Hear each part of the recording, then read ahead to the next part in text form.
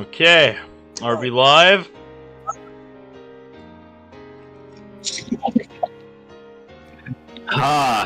We are live. Excellent. Yes. Part bloody 13 of Steins Gate today. And part 2 of Luka's route, I think. Because the next branching off point that came up, that happened so fast. I was not expecting it to be that fast. It was immediately after the end of Ferris's route, when you choose to go the normal route after doing Ferris's route. But that came so fast. When we had that next branching off point, I'm like, wait, already? When we had that next that surprised me. I wanna stop, don't talk for a minute, because I want to check what my audio quality actually is through the stream.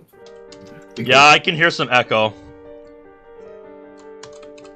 Okay, it's not too bad.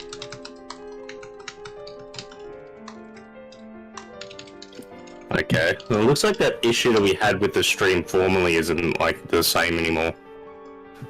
Which is good. Yeah. Yes. So, I don't think I asked before stream started, but what have you been up to? What's new with you, man? I've had a week off work. Yep, I remember that part. But yeah, I spent pretty a exciting few nights stuff over with friends, but just to take a bit of a break, and we decided to play Danganronpa, the first one. And fucking hell, it's always I've always held Danganronpa in a very special place in my heart. But to see you can only ever have one experience with Danganronpa. Without knowing all the twists, all the questions, but seeing someone else figure out those twists and turns for the first time, it's so fucking fulfilling. It's so fun. And we just finished the first game, or we're about to, and then we're gonna move on to the second game, which is arguably my favorite in the series. Have fun with that. Yeah, I've had a lot of good things to say about the Danganronpa series. Yep, I've heard a lot of good things about it. Yeah, a lot of people in my consensus feel that Danganronpa 2 is a lot of people's favorite. The third one kind of gets a bit of a bad rap, mostly because it retconned a lot of things. But in the end, if you realize that it is a non-canon sequel, that you realize that it is pretty much just a love letter to the series, and the perfect way for Danganronpa to say goodbye. And the perfect way to end the franchise. And yeah. Imprudence says don't watch the Danganronpa 3 anime. It's fitting you'd be the first one here. I've watched it ages ago. So it sounds like it's already too late for that warning. No, Danganronpa 3, the anime's entire purpose is to kind of fill in the gaps. Oh, dude, no, I've seen everything, dude. I've seen everything. I've played all the games. I've played Trigger Happy Havoc, Goodbye Despair, the V3. I've played Ultra Despair Girls, and which is pretty much every main entry into the game, or the games, and literally the number 3 is pretty much if you watch it properly in order, because it's got a weird fucking watch order, you're supposed to watch both arcs back to back simultaneously, switch between the two. And yeah. So, and improved, and like I was saying, I've already experienced Danganronpa, but I'm playing with a friend who hasn't played it, and that's what I was doing for the last week. But no, I'm pretty much, I know everything about Danganronpa. So yeah, I watched the anime after I completed the 2 games, and V3 is kind of just a retcon. Or it is a non-canon sequel, so it doesn't exactly take anything away if you do or don't do anything with it. I'm just sitting here nodding my head and pretending to understand. It's a different series. It's a fucking... but it is one of the more popular ones. Like, genre-defining, it kind of defined the killing game genre in anime. And usually, if you don't, like... if you don't recognize, like, the game or the name, you will likely recognize the symbolism of the game, which is the mascot of the franchise, which is Monokuma, which I'll just post him in anime and manga talk. But, like, you might not have played Danganronpa or heard of many of the characters, but you likely would have seen this thing at least once. Yeah. Like, that was that for me. Like, I knew of that before I even knew of Danganronpa. Yeah, like, here, let's see. Oh yeah, I've seen this guy before. Yeah. Monokuma from Danganronpa. Yeah, here, this guy. Yeah, I've seen this guy plenty of times. Yeah, I've seen this guy. Yeah, that's like the same for me. Which, yeah, he's pretty much the icon for Danganronpa. And probably the most iconic part of the entire series. Like, really? You look at... like, if you've ever even played Danganronpa, you will recognize this character instantly. Like, he's pretty much the face of the franchise. And, yeah, basically like, the mascot character, huh? And because of how iconic it is and how genre-defining Danganronpa was, like, that fucking thing was everywhere.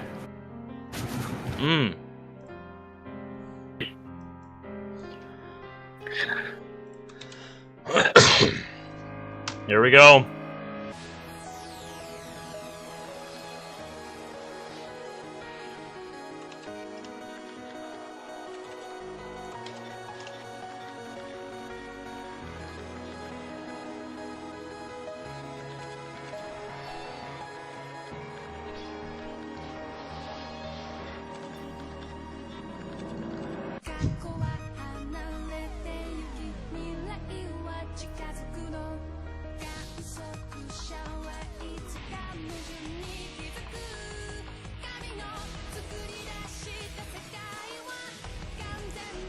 You mean Danganronpa? I probably will play it at some point, because I'm pretty sure one of you lot asked me for it.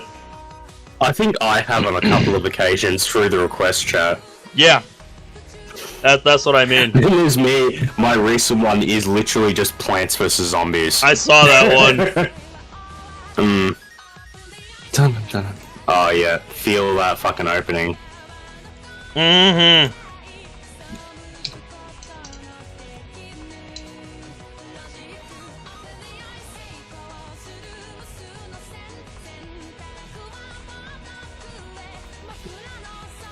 Since I haven't got my second monitor connected, I'll just fucking primarily watch stream. Feel that shit. I'm gonna turn up. It's always a good way to start. It's always a good way to start the episode. There we go. That's better.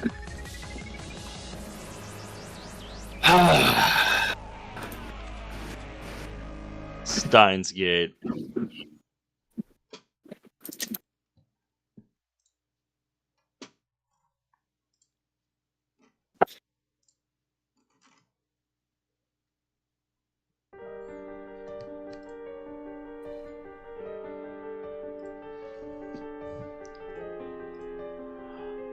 By the way, can I just say that my hockey team can't catch a fucking break this year? It's the third game in a row they've played where they blew a third period lead. I don't know what the hell it's gonna take for this team to get their shit together, or if they're even gonna get their shit together this year. But yeah, honestly, the way they're playing this year, I'd rather they just don't even make the playoffs. Like, full stop.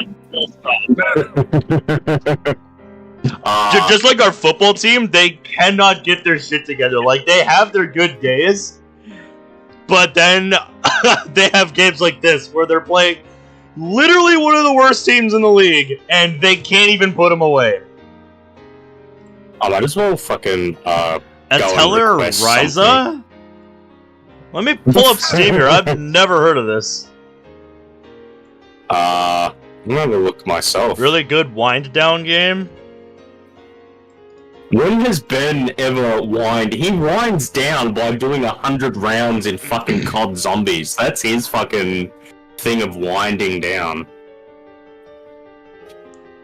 Am I wrong? I'm seeing a lot of fucking DLCs. Yeah, that's what I got when I searched it on Steam just now. Ever Darkness and the Secret Hideout. No, let's have a look at the trailer. Oh, it's a Tecmo game. This kind of looks like fucking the Tales series a little bit. Not gonna lie. You think so? I'm not familiar with that one. Have you, the Tales series is a game series that's existed for like years. And like it kind of has that similar style where like Tales was one of the first games in the series that introduced that like running around anime characters slashing and hitting shit like JRPGs and shit. So the Tales series is one of the first ones. Yeah, it's Sunday for Caleb as well. I'm well aware of you people over in like Australia and Britain and shit. It's already Sunday. It's gonna be Sunday for me soon as well. Then it's gonna be Monday tomorrow when we do this again. Yep. It'll be Sunday night for me. That's why my schedules are all in United States Central Standard Time. Cause that's where I live. But yeah, it looks like the kind of game I might check out. They're not bad. If you were going to do that, I might request something of my own. Request Tales of. But yeah, Imprudent. If you think it's a good wind down game. Honestly, my wind down game is just doing Terra raids on Pokemon Violet. That's like my go-to game when I just need to keep idle hands busy. It's a game I can literally fall asleep playing. I did it last night. I was just grinding some raids after stream because I wanted something to do. So I just did that. And I literally fell asleep doing raids. That's just the point I am at with raiding in that game. The assortment of mons I have to tackle raids is just so robust that it can handle basically anything, except for like very specific circumstances, like a Terra Electric Mudsdale, which is what I developed my fucking mystery gift Mew for, because there's like no good special attacking ground types to counter that. So I'm just like, fuck it, Mew, Terra Ground, Earth Power, Nasty Plot. There you go. I put my own request in because I saw. Yeah, let me chuck that into Steam. What's that like? Before we get started here. Yeah, very similar type of game. Looking at it, not gonna lie, that logo gives me flashbacks to our first adventure on the channel. A first adventure. The first like big adventure into a visual novel. I was gonna say, you see what I'm getting at? Yeah. Hold on. I couldn't help but notice that when I looked at the game. And this is a Namco game. Tales of Berseria? I'm not sure how you pronounce that. Berseria? Berseria, same kind of thing. Berseria? Yeah, we'll go with that then. Actually,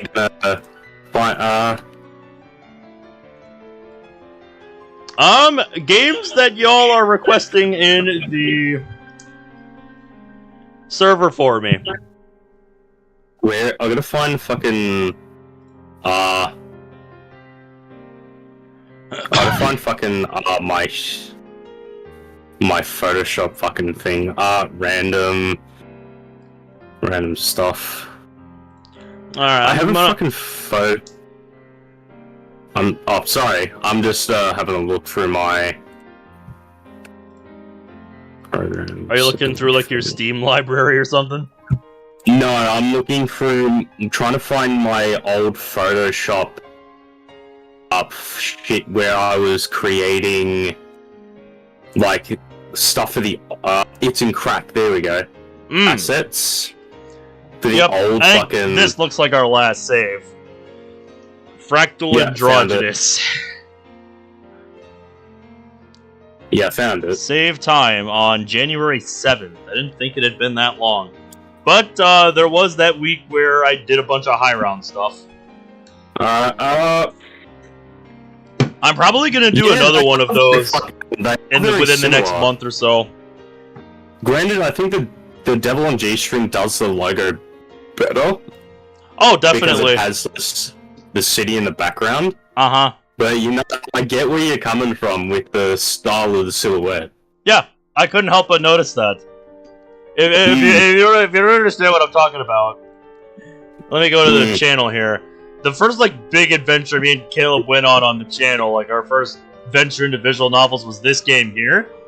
And when he requested this game, and I punched it into Steam, I couldn't help but notice the similarity in the style of the logo.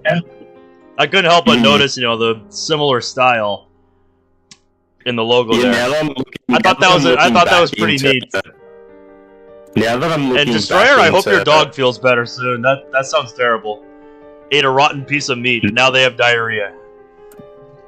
Now that I'm looking back into... Now that I'm looking back into this old folder, like, fuck me.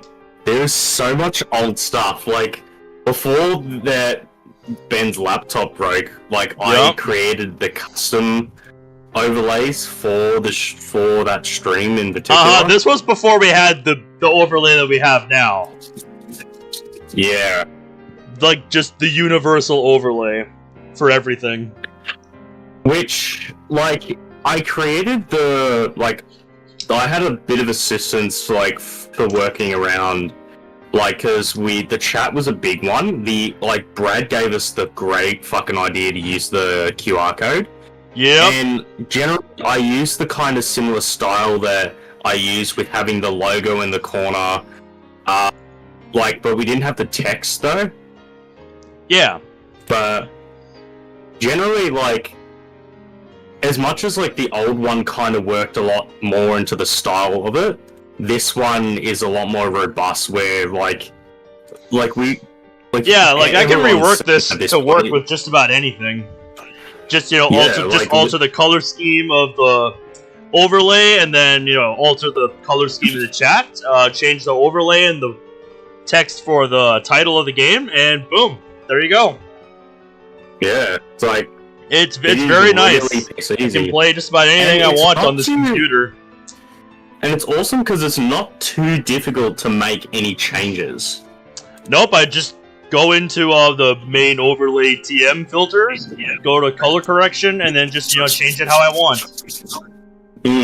Like, even if we had to, add or remove anything, because I know the first instance, we went through a few different iterations, making certain elements of it, separate pieces, like this here. Yeah. You might not have realized that's a separate piece, but it is, because if it wasn't a separate piece, then it would also be affected by the color profile. The Discord same with the barcode as well. Same with the Discord part here. That all had to be made into separate layers so that those weren't altered by the overlay colors. Because if they weren't, then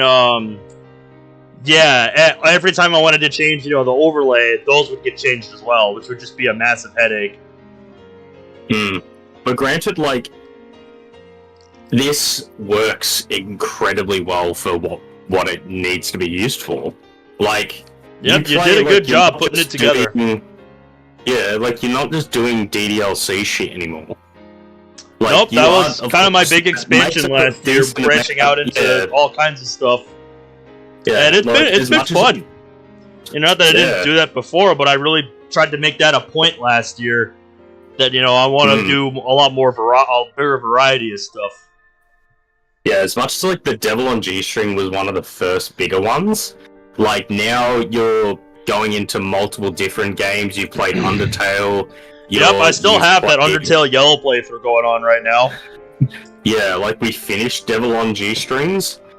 Yeah, Devil on G-Strings. You're doing Fruits of Grisaia now. Like, you're doing a whole bunch of other shit now. Yep, and I'm planning to do another session of masochism on Sonic Frontiers next week. Because the fact that I actually made progress against the Wyvern fight on the final trial in the final Horizon was encouraging.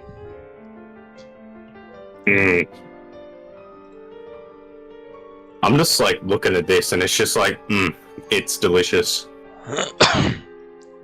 Persona 3 Reloaded. This is the kind of thing I expected my boy Joey to request, because he is a big Persona fan. He's a big Persona fan? My mate in the server, the one that I know from work. Oh, yeah. He's a big Persona guy, so I half expected that request to come from him. I think, Persona 3 Reload has not yet come out. It's on pre-order. But I'm definitely going to play when it comes out.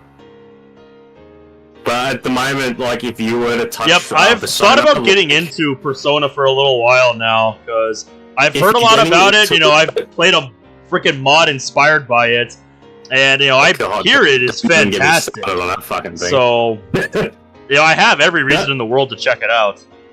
That just makes me want to branch into a very specific topic I've discussed with a few people these days. Oh, yeah? Who remembers in the Doki Doki modding community when copyright actually was fucking enforced?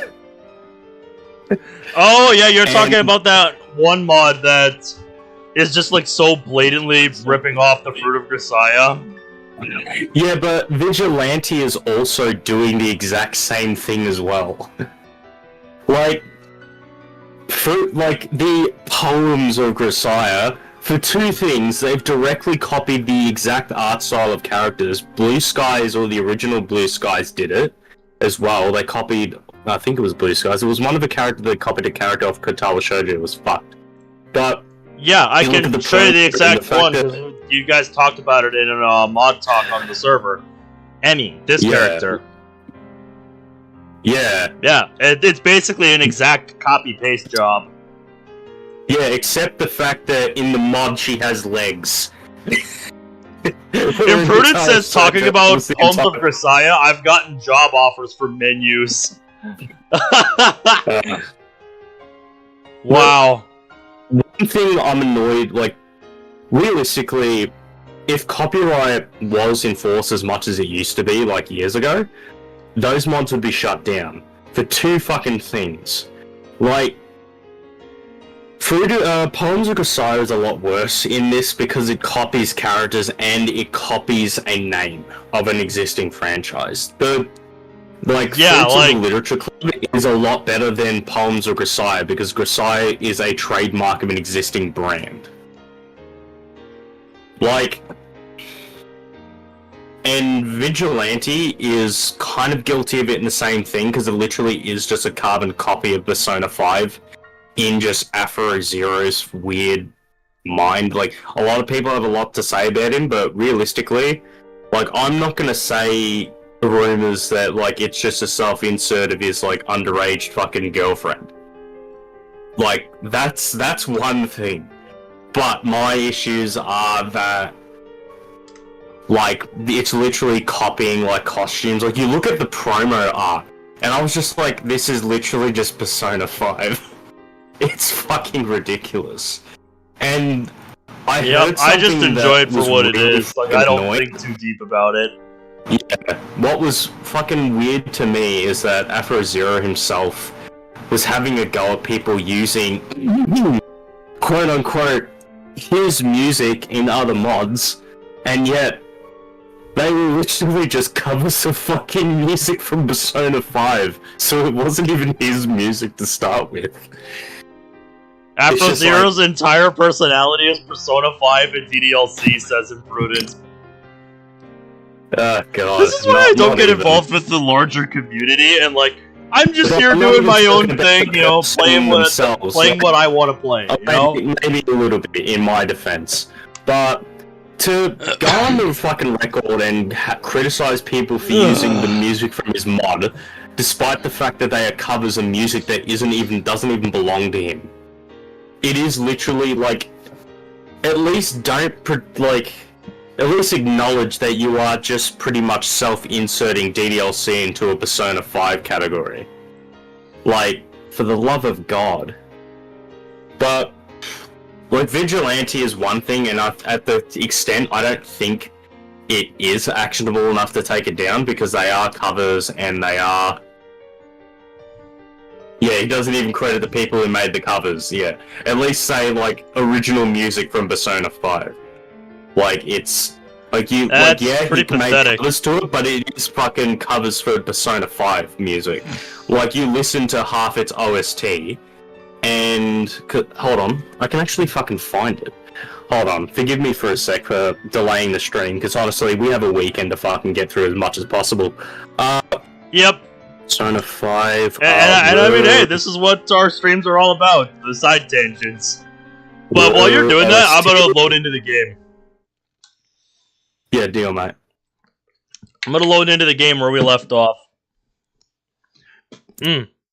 I really don't like that the history gets erased every time we come back from a save, because I'm trying to remember what the heck happened 2 weeks ago. Yeah, because between last episode and now, I had the brain rot of a 4-day high round run, and then I subjected myself to the Masochism of Celeste Chapter 9, and then Sonic Frontiers' Final Trial on the stream. I want to ask if you've heard this in the mod. Alright, here, let me open it in another tab here. I don't think it'll play on stream, since it's not linked to my audio setup, but here, let me play it.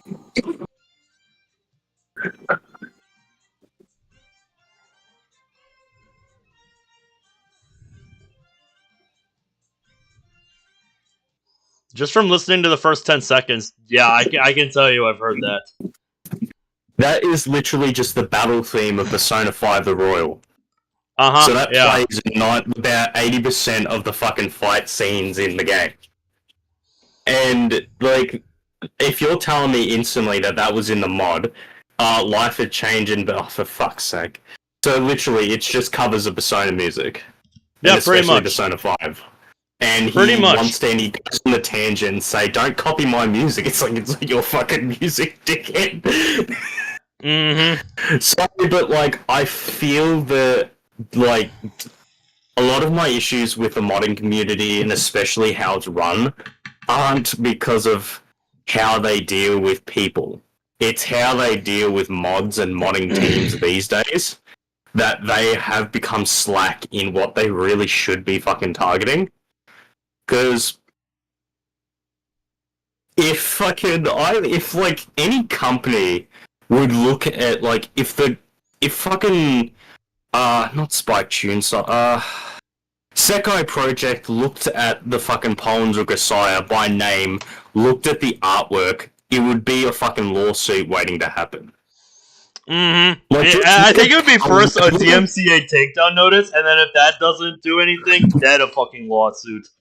Like, look at, like, just how fucking Power World and fucking how that relates to, like, Pokemon. Oh yeah. Wants to fucking sue them. You've got comparisons like that. I think I've been following the whole Pal World versus Nintendo thing, and I think all that's happened with Nintendo versus Pal World is Nintendo's come out and said, yes, we're aware of this, stop telling us about it, they're looking into it. to see whether or not they really have a case. Honestly, I think if we're going to go into that whole fiasco, the best angle Nintendo can pursue is some of the models, because some of the models are so eerily similar to the Pokemon ones that you really, like, if you overlap them, as some people have done, like, you can barely tell that there's any differences. And I mean, think about this for a second to continue on that point. I'm using that as a retrospective example of like the comparisons that what would make an actionable suit for copyright. Yeah, but to continue on that point, one of the first mods for Pal World that instantly got taken down by Nintendo was literally just a Pokemon mod. So think about it from this way for a second. If that mod was able to be made so quickly, what does that say about the models that they're using for all the creatures and stuff? Like, how similar can they be for a mod like that to come out like in less than a week? Because think about it, the game hasn't even been out for a week yet, and there's already a mod that got made featuring all that, and a player, Ash Ketchum, and got taken down by Nintendo. Like, it hasn't even been a week, and that's already happened. Yeah, but given the context between the Fruits of Grisaia, or the Grisaia trilogy in general, or that entire series, and go to the Poems of Grisaia, which copies the name, copies literally characters, not even bothering to change them. And it's just like, come on. I mean, just like looking at the screenshots you guys sent, I mean, it's like they're going for the exact same art style and everything. Yeah, they're not even like, art style, but it's just character design as well. Like literally, like I know that. Considering how, like, if copied characters are a thing, like, let me just put this in perspective. If the Poems of Grisaia was an original visual novel, it would have gotten taken down in an instant. Oh, for sure. They would have got fucking DMC takedown. I think they're only saving grace that they're a mod.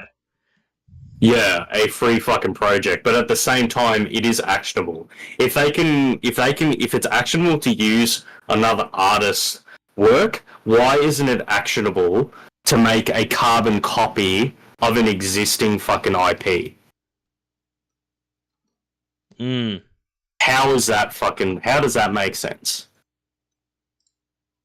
And that is my question. I am no legal expert, if you could not tell you off the top of my head. If you can't copy artwork from a indie artist or music from another project without permission, why can you do the same with fucking existing IPs that are much bigger and much fucking better? How does that make sense? How? Anyway, I've gone on that tangent long enough. I just thought this community needs This community needs a perspective from fucking Penguin Zero. Oh no, it would just be like fucking. Oh yeah, okay, they copied the What? Wait, what do you mean they copied the menus? Imprudence, send that to us in Mod Talk. I think we should get started here. Yeah, we'll continue this as we go. It's been like half an hour already, which is crazy to think about. About other things. That's what happens. No, shit happens, man. That's part of the stream. We need like an individual podcast series just bitching about random shit. Oh my god. Yeah. Oh, wouldn't that be something? I don't even know what the hell I would do podcasts about, though. Bitching about random shit. just the random bullshit podcast. It would be like, honestly, half a fucking stream is just bitching about random shit. We've gone about stocks with OnlyFans, title drops, what it means to be a Super Saiyan. Yeah, speaking of title drops, the Fruit of Grisaia had a pretty fucking amazing title drop last episode. Yeah. Oh my god, he sent it here. He sent it. Here it is. Like, I get what they're trying to go with, but that is the most ugliest fucking title screen in history. Yeah, dude, like, you couldn't find a better background image other than just, the basic one there.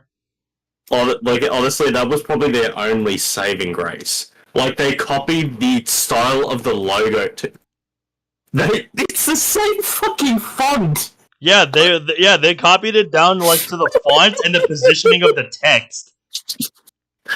And the position on the screen! We told them that, and he was so insistent on doing it. Oh my god, he is the most naive fucking person. Holy shit!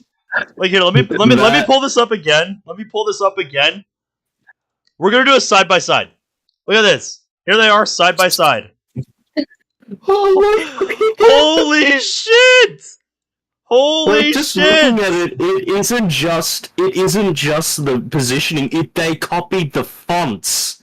Yeah, I know. I said the fonts and even the positioning of the text within the logo. Like, if you overlap these two, like, holy shit. Oh my god.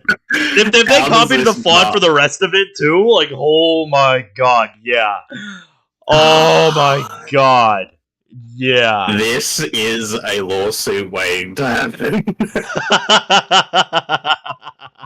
Sorry, but like, as much as this is gonna be some free money, this is worth mention. Like, what the fuck? Yeah, dude, what the hell? Somebody was not thinking when they made that. No, wait. There needs to be the perfect fucking response. Alright. F in chat, guys. Oreo says we need a Ben love triangle mod where Monica has to fight Caleb in a battle to the death. I thought they already did that over character AI in Pokemon, though. Yeah, I destroyed it. Yes, I was there to witness it. Yeah. It was ridiculous. I just remember the line, haha, Monica, I don't comply with Pokemon battling physics. Summons. Yep, it was like watching a fucking absurd anime battle which does not adhere to the rules of the game at all. Wait, what? Oh, dude. There was a time perfect. A few months ago we were experimenting with character AI. Yep, and I created my own character. Mm-hmm. And pretty much I decided to pit my character AI against the official Monica character AI. And we in a Pokemon battle. We battled in a Pokemon battle, and I pretty much just openly, blatantly cheated. And just went like, haha, Monica, I don't like comply by Pokemon battling physics. And then I just summoned I just fucking stacked 3 Charizards at once. Yep. I'm really trying to remember what Monica was using. I'm pretty sure it was like Mewtwo or something, but I don't remember if that's exactly what it was. But yeah, 3 Charizards against Mewtwo. Give it to me just to defy fucking the laws of nature. Pretty much. It was fucking hilarious. Anyway, shall we begin? Almost 40 minutes in now? Yes. Finally! Oh god. Getting to the actual thing that we're all here for. Yay. We arranged to meet tomorrow morning. Then I quickly leave the shrine behind. Okay, so we were at the shrine previously. Probably checking on if fucking IBN was there, because that's what we've been chasing this whole time. I breathe a sigh of relief at the sparsity of pedestrians on Mansebashi Bridge. Oh, hello. Well, Karisu is walking behind me. That's right. Didn't we have you come with us and it went horribly? Yeah. She was... Yep! That answers that question. She was completely useless. Hold on a minute. You contributed nothing. Hold on a minute. I'm fucking yoinking that. That's going in Steins. Yeah, that's going in Steins. It's funny. Fucking 3 lines into the episode. In context. Yep, fucking 3 lines into the episode, and already we've got a clip-worthy moment. Yeah. Yep, great fucking line out of context.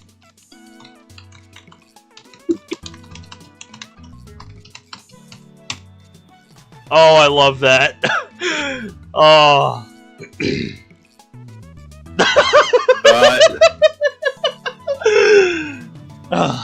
Did you agree to go out with her? Well, I can kind of guess based on your Ushibara-san's reaction. Wait, you saw that?! You told me to watch, didn't you? You kind of did, Okabe, so you kind of boned yourself there. Oh yeah. Yep.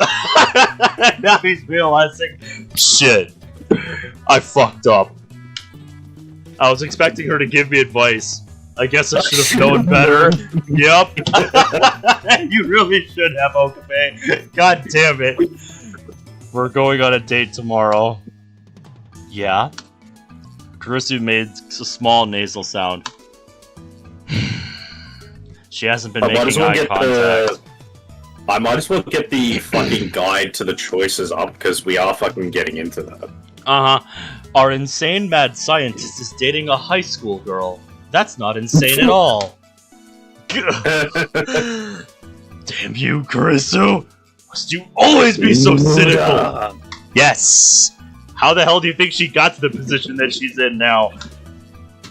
Just saying, Okabe. Let's just ignore her and get to the lab. Poor Kurisu. But just as I quicken my pace, she grabs my shoulder and pulls me back. I almost fall down backwards. What was that for? Sorry, I didn't mean to be snippy. I'm just a little irritated. When are you not? I think is a better question. Kurisu doesn't tell me what she's irritated about. Instead, she starts rubbing her temples. You made this choice to save my Yuri, so I'll change my way of thinking too. Anyway, do you have any plans for your date tomorrow? Date plans. I told Luka I'd come up with something by tomorrow. So far, I've made no progress. I can't help but feel uneasy about the whole thing, even though I'm doing it to save my Yuri. Well, do you? But he's a guy. This calls for Hoin Kiyoma. I have only one thing to say, assistant mine. I am the great Halloween Kiyoma, a mad scientist with an IQ rivaling that of Isaac Newton himself. And...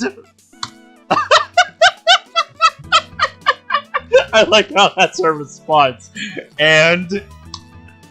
naturally, as a mad scientist, I have no interest in this thing mortals call love.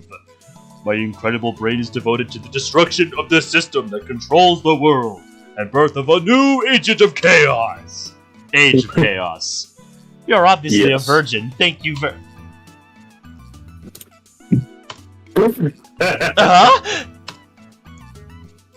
Pretend you didn't just hear that. Mortals. What are you doing, Kurisu? Why didn't you finish that thought? You didn't just hear. You assistant? How dare you point out the truth so bluntly? I won't forget this insult. Okabe will remember that. Sorry. What about you? You must experience of.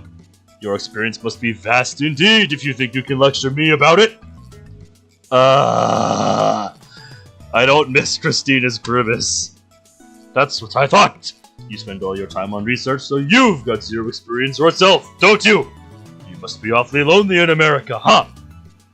Shut up! What's wrong with being a virgin?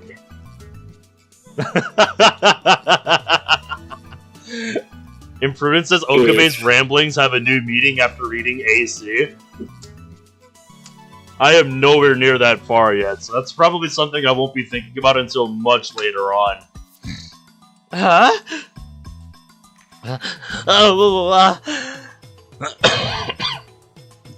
The genius girl who cried virgin at the center of Akiba. I wouldn't be surprised to see it plastered across the blogosphere. Oh my god. Thankfully, it's early morning, but there are still a few pedestrians grinning at Kurisu. Let's get out of here. Kurisu starts to hurry away. Probably for the best. Oh, it's cafe time. What's important for a first date is to make a good first impression. Yeah, I mean, there's a reason they call it a first impression. Because you only get one chance to make a first impression. So, don't fuck it up, okay? An unclean appearance is out of the question. A haircut is especially important. Long hair looks dirty, so it's no good. For clothes, you should wear something exactly the right size. Though it may be trendy, especially in Akiba, for young men to wear baggy clothes, it looks sloppy, so that's no good. Why exactly am I in a maid cafe getting date advice from my younger assistant, who is also a girl?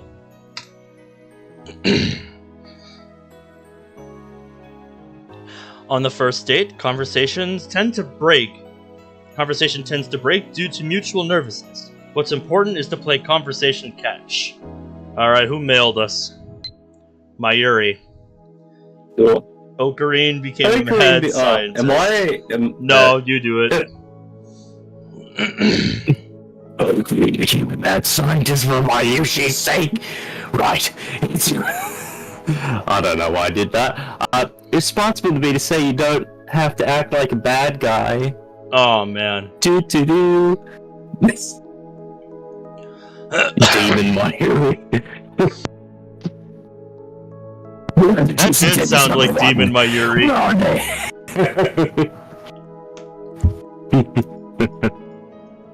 Okay, that's enough anime. I'm just gonna deafen the audience. One-sided conversations aren't fun for the other side. Girls especially like to talk, so the guy should try to keep the conversation going. Not just by listening. Throwing in appropriate responses is also necessary. Responsiveness gives the girl the impression that you're really listening to her. Basically, you need to be the opposite of yourself. Have you gotten to the part of Fruits of Grisaya where he's just like dead, not listening, and then just I know exactly what part you're talking about, where he's gotten through entire conversations that have gone on for hours on end with only 3 phrases. Yeah. Like, it is fucking hilarious. I see. That was me earlier today, Zach, but with Doritos. Anyway, focus on acting normal for now. What is this concept you call normal? Okabe does not know what normality is. No more of that idiotic laughter. You're too heavy-handed with girls. You talk too pompously. You fire off nonsensical delusions. You're just describing Okabe. That's literally what he does. I don't know how you expect him to fix that, Kurisu. Hey, you're just reading out of a dating manual, so you've got no right to look down on me, you American virgin. Since neither of us know anything about romance, we're studying out of a dating manual we bought on the way here. Oh, this is gonna go real well. Oh my god, I am so looking forward to this. Who are you calling an American virgin? You're American and you're a virgin, so, need I say more? Who else but you? Yeah, sure thing, virgin. There's a saying, a fortress is judged by how many attacks it repulses. A soldier is judged by how many fortresses he takes. That's not a saying. Don't look so proud of yourself. You're right, this is a dumb argument. So are we on chapter 8 or chapter 9? Chapter 8. Nice, I think I know where we're up to. Anyway, this dating manual actually says some pretty interesting things. Kurisu flips through the manual on top of the table. Like, when walking down the street, be sure to put yourself between your date and the road, or whatever you do, don't make the girl pay for anything. Okay, for your date tomorrow, make sure you follow all these rules. I wonder if I can really be that careful. That's not the right way to go about a date. Best example is to split everything. Mm-hmm. I'd say it all depends. Yeah. On who you're with. And after that, there's carry a clean handkerchief. Spread it out when the girl goes to sit on a park bench. I've never heard that. Spread it. I'm not her butler. But that's what the book says. I don't give a shit what the book says. When it's time to eat, avoid fast food of all kinds. Family restaurants are borderline acceptable. Anything else depends on your budget. Family restaurants are borderline? Where are the family restaurants at Akiba? Arrive at the meeting place at least 15 minutes early. Tardiness is unacceptable. 15 minutes early? Then you just need to decide where to take her. Movies, art galleries, strolling through town, and food are all safe. I see. This is easier than I thought. I was under the impression that a first date required going to a beautiful beach resort, exchanging your first kiss bathed in the light of the setting sun, stuff like that. Ah, that's really romantic. I mean, that's virgin imagination at full throttle. You've read too much manga. You do. Besides, you're a minor, so don't even think about bringing her to a hotel, okay? What do you take me for?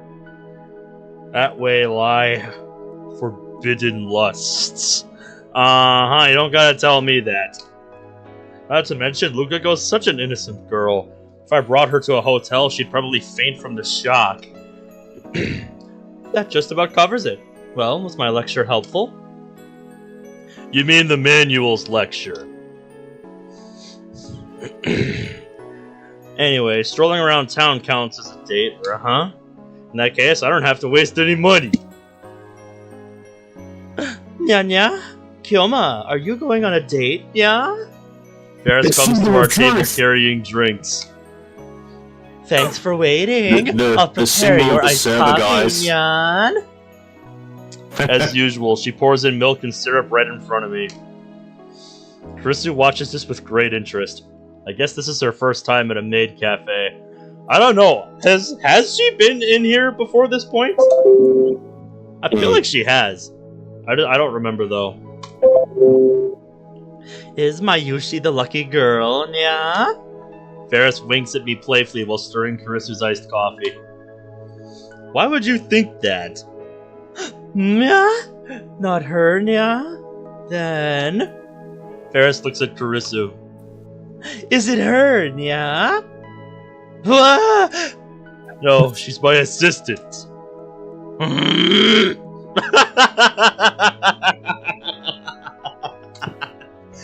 Karisu and I exchange glares sharper than a sword's blade. I swear sparks are flying. Usually that's said in a more positive light when talking about relationships, but not between these two. Then some other girl, yeah?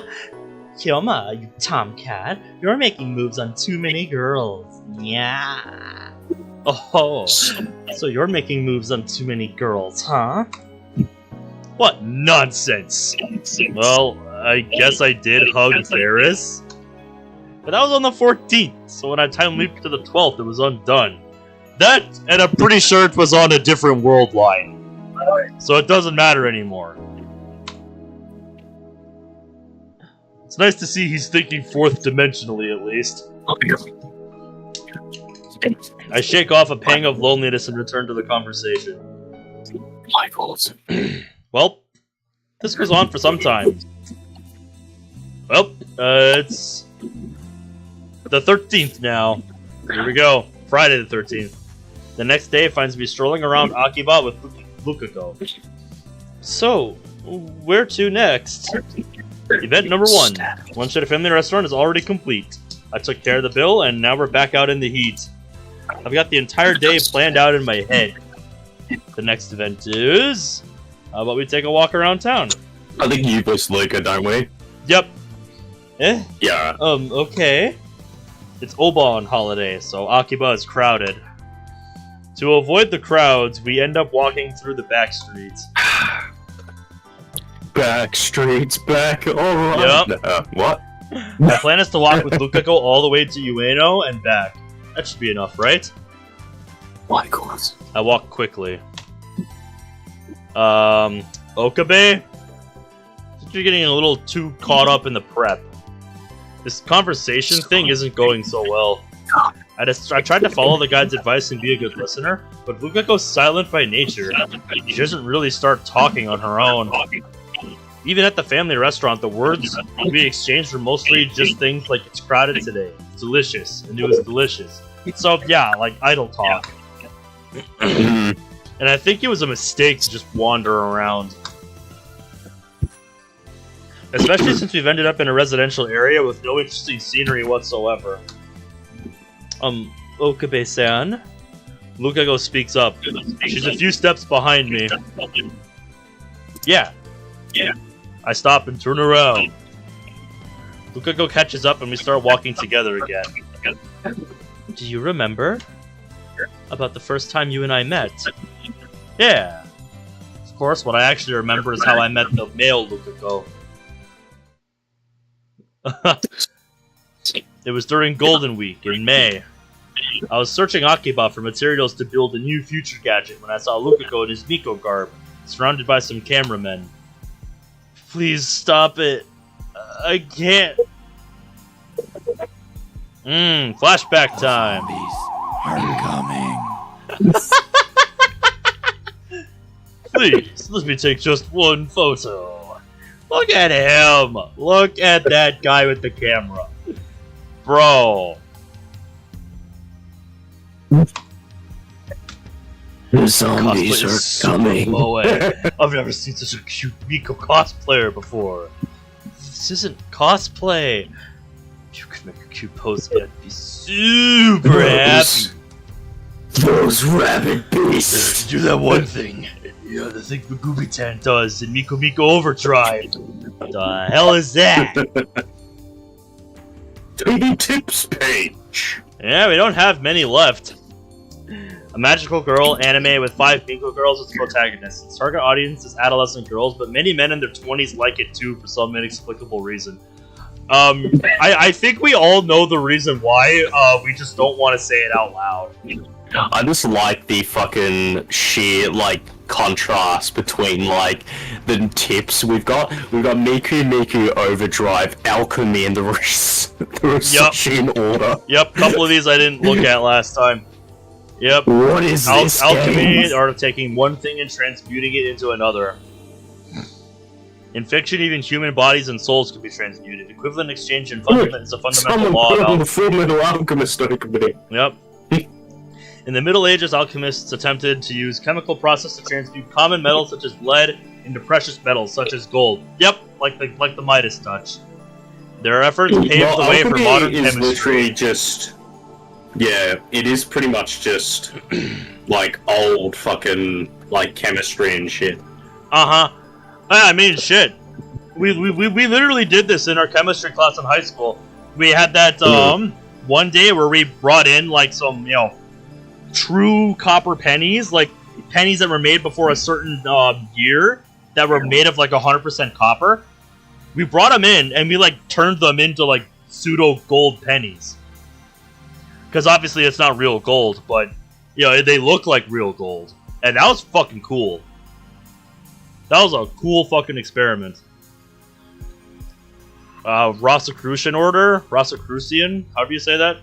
A secret society founded in the 17th century Germany by Christian Rosenkreuz. Rosenkreuz was supposedly a practitioner of alchemy and black magic. It is kind of funny to think about. Yeah. Yeah, that would be awesome! You know Megumi-tan, right? Do it for us? I don't know. Sorry. What's wrong? We have finally met someone even bigger than Daru. You want people to take your picture, right? That's right. Or are you rejecting us because we're losers? No, it's just... This isn't cosplay. To be honest, the Miko garb fascinated me. Because Miko are sacred, chosen to serve the gods. I know college girls are doing it for money these days, but as far as I'm concerned, that's sacrilege. As is demanding to photograph a sacred Miko. I couldn't let it pass. You there! With the cameras! Who are you? Who am I? I am the great Halloween Kiyoma, bearer of the mightiest brain since Einstein himself. The insane mad scientist will bring chaos to the world! What's with this guy? He's nuts! Stop right there! This Miko clearly does not want your attention! Get out of here, Chumio! Trying to be cool and save a girl? Specs in return? You're just another pervert! What the hell is Specs? In the mirror when you say that. You're the ones harassing this frail girl, forcing her to take perverted pictures. Have you no otaku pride?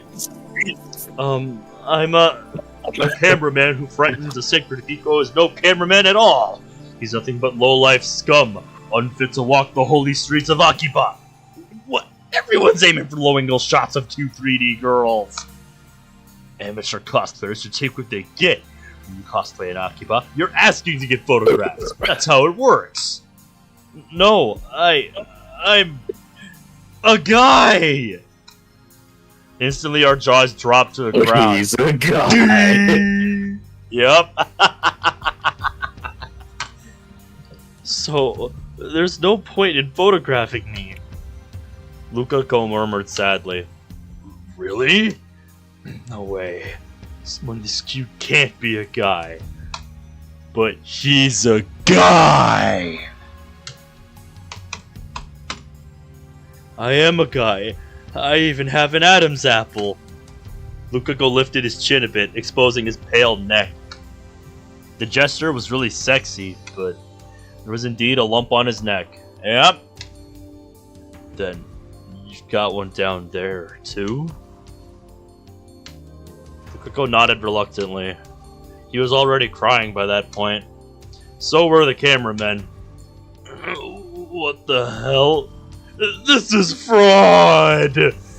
What kind of guy wears Miko robes? He is some kind of pervert? God, I didn't take a picture. God. I feel tricked. They left the place, mumbling complaints all the while.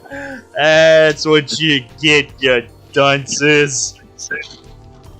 Get fucked.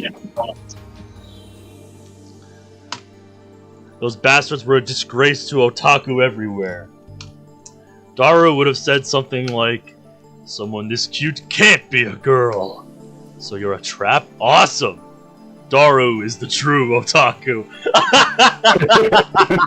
Yes, he is. Thank you very much. That's nothing. But you're disappointed. You saved a guy, aren't you? Woo! What the hell does that matter? I'm sorry. I can't live up to your expectations. Take up Samadare. Hey! We didn't have any expectations to begin with. We were just trying to get them the hell off of you. What's your name? Rushibara. Luka. Why are you apologizing? I mean, I look like this, but I'm a guy. Metzer's not! Huh? It doesn't matter if you're a guy or a girl. We need to work on that inferiority complex of yours. With me, I shall bestow upon you a mighty gift. An item that will give you courage. I'm sure you, too, have noticed the true power that sleeps inside of you. He's so confused. What's wrong? You desire power, don't you? Well, this just is giving me Virgil vibes. This is 100% just giving me Virgil vibes right now. Oh my god. All I can think of is just fucking Virgil from Devil May Cry. It's fucking ridiculous. Indeed. No, I can grant you power. Retrieve my power. All you need is the will, desire, the hunger! Never again will you fear a camera lens! And that's pretty much that. What a fucking ride. Yeah, I didn't need a tips list to tell me that. Because I've seen this before. No, mate, that's worth. No, go back onto it. Go back onto it. That is worthy of a screenshot. That goes into Steins Gate talk. Do it. Do it. Oh my god. Sekiro. Sex. What a moment for you to hop in on, Norin. For context, this is the tip that came from.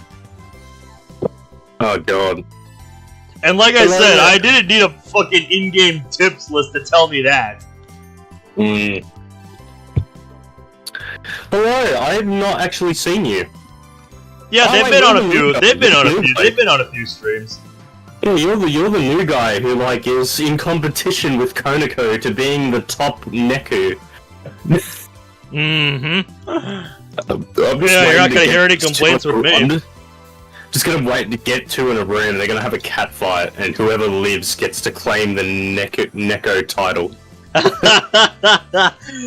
Oh, sounds like a riot.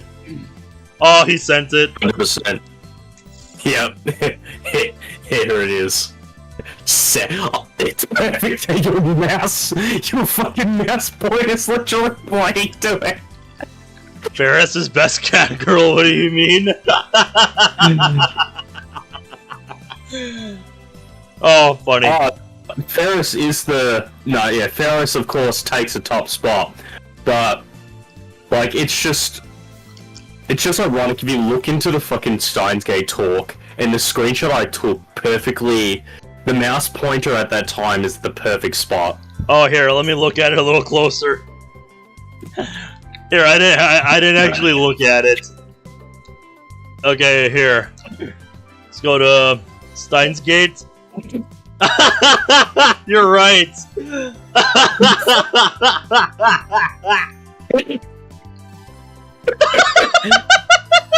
God damn it, it ruined I've been waiting for this. Oh, this is great. Good stuff. Good stuff.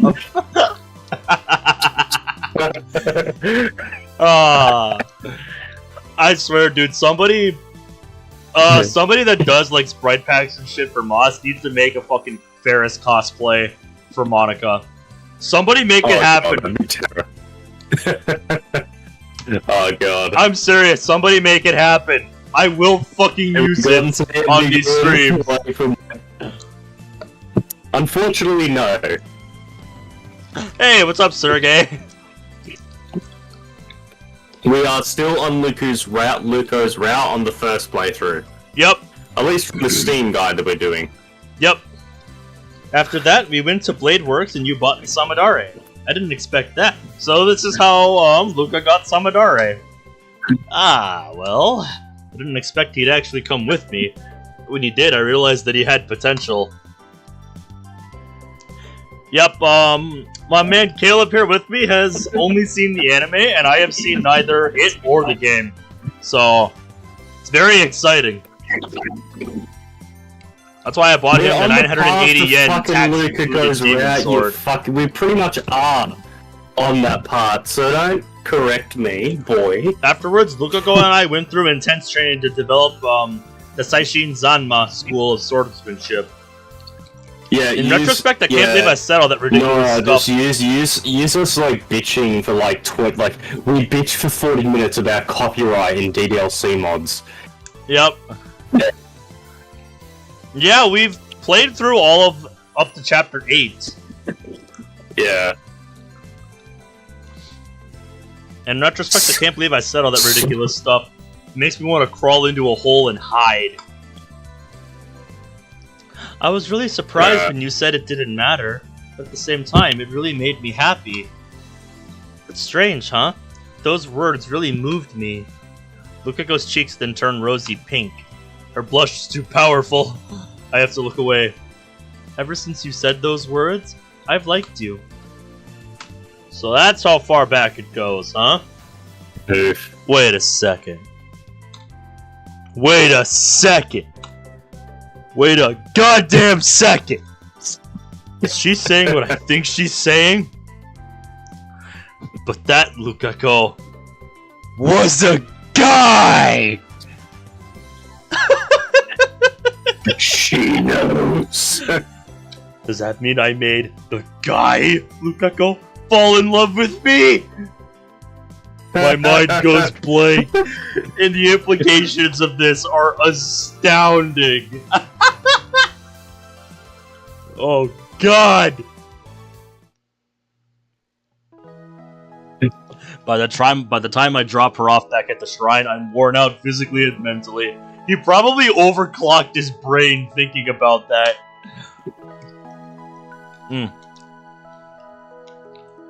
We ended up walking for 4 hours straight, which was tiring, but my mental exhaustion is greater.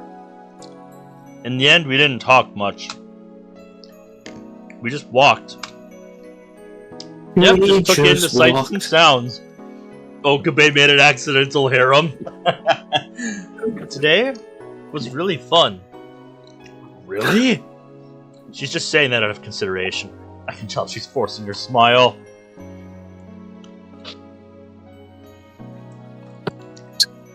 All through the date, I couldn't stop thinking about the time Luka fell in love with me, so I barely made conversation at all. That manual was completely useless! Shock of shocks. On this world line, Luka was a girl from the beginning, so Luka's memories of when we first met might be inconsistent with mine. You think? But even with that in consideration, Luka's story still felt out of place. So, Luka fidgets as she whispers. What time is it? What is it? Well, tomorrow. She wants to go on a date again tomorrow? I mean, we are a couple, and we are going out, and that means we like each other, and it's summer break right now, so it's natural to go on a date every day. I want to be with Okabe-san again tomorrow. Thanks. Is that okay? Of course it is. Yes, of course. Thank goodness. Luka smiles again. She looks so happy and relieved. Seeing her like this makes incomprehensible feelings well up inside me. Well, see you tomorrow. I feel a huge weight on my shoulders now. Another date tomorrow. Tomorrow. Oh boy. Watch him. Here we go. Fuck everything up. Welcome back, Irene. Die. Nope, that's your line. Die, you filthy normal. Then I return to the lab. I am greeted by Mayuri's smile and Daru's pure hatred. Since when does a Trinivia patient like you rate a girlfriend? It's not right, man. How did your date with Luka-chan go? Well, stage clear, somehow. Probably. Probably not, actually. Kamima's the day after tomorrow. You know, what if you and Luka-chan go on a cosplay couple? Oh boy. Ooh, I fucked that line up. Maybe you can persuade her to go now that you're her boyfriend. Look at Daru's just sad face. Yep. Oh god. Weebs, man, you can't beat them. Yep. It's like you join them or die. Mm-hmm. She never says yes to me, and I've asked her so many times too. I wonder why. But if Ocarina asks her, then I'm sure she'll say okay. Well, Mayuri, you have to consider the fact that half the time you don't ask, you more or less force the clothes on them. Yeah, exactly. I refuse. Consent doesn't equal Mayuri. Mm-hmm. Very much so.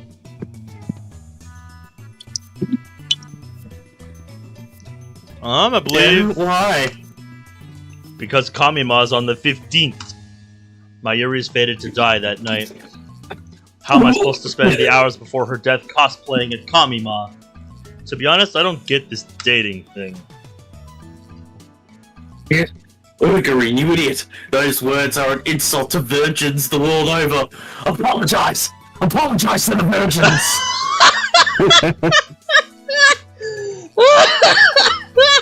Holy shit! Just think about it. All you do is walk, eat, and go home. And the whole time you have to worry about what your partner is thinking. What's fun about that?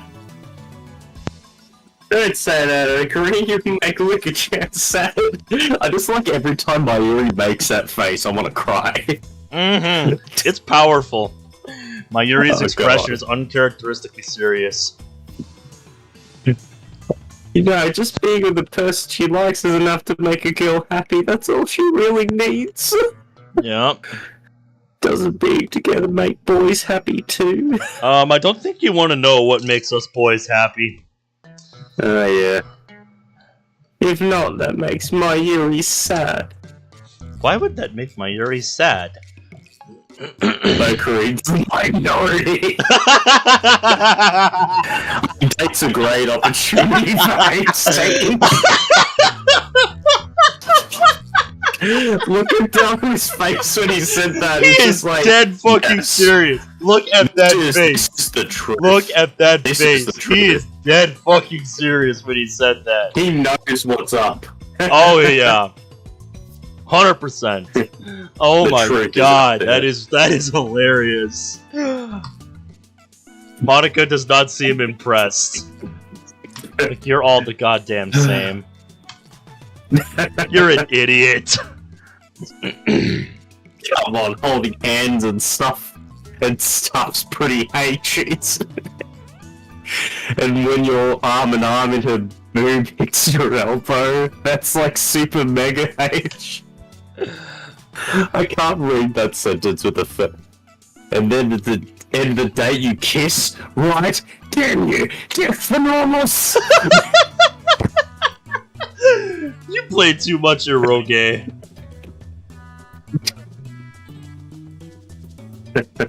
This came out of nowhere. Hey, when did Luka-chan fall for Ocarine? When? Well, I was really surprised when you said it didn't matter. At the same time, it really made me happy. Ever since you said those words, I've liked you. I just like it, just in the context of this world line, it could be completely more fucked of a meaning. It's like, oh yeah, I don't care if you're a girl, I'll love you anyway. I think back on what she said. Something still feels off about her story. I said that Luka's gender didn't matter. I remember that clearly. But didn't I say that because Lukako was a guy?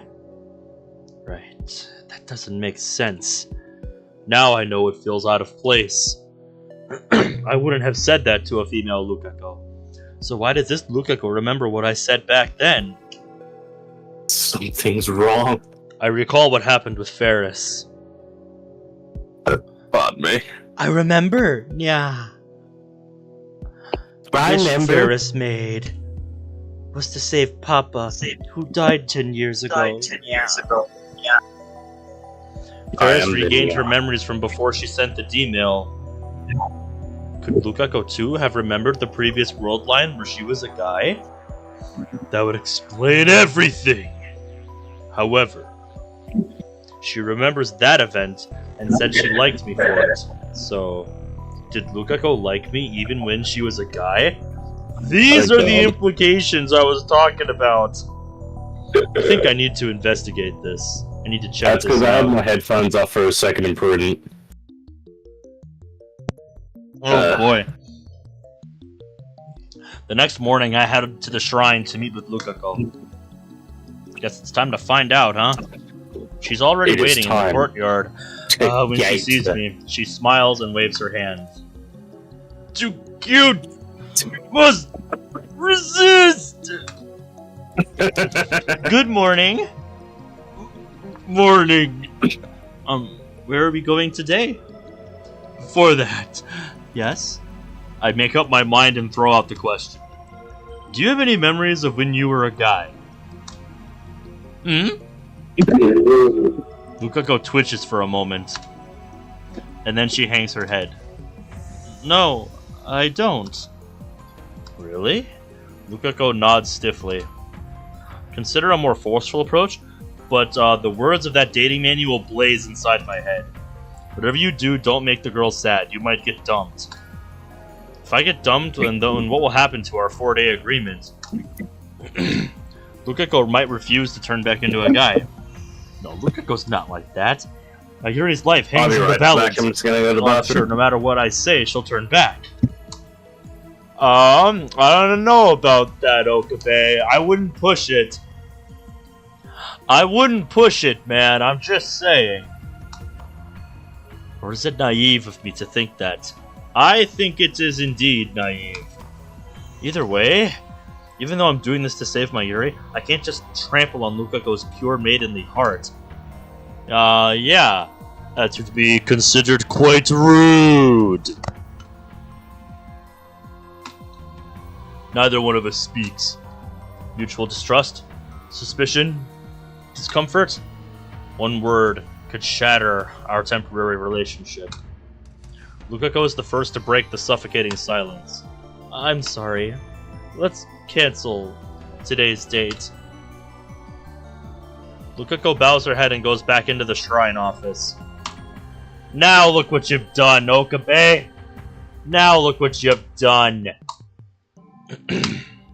I hurt her. I feel guilty, but at the same time relieved. I hate myself for it. Good job!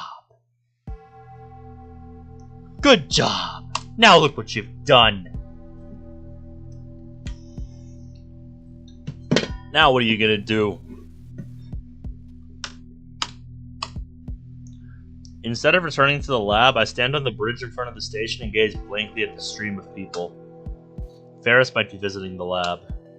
Ferris was at the lab on this day when I first came to this world line. My actions shouldn't have influenced my Yuri's, so she should have called Ferris over to show her the costumes. Right now, I don't want to see anybody. I need to think, but try as I might, no ideas come. Excuse me, no solutions.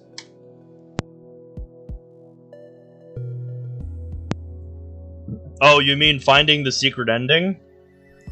Now that I've unlocked it? At some point, yes. I just don't know when that some point is.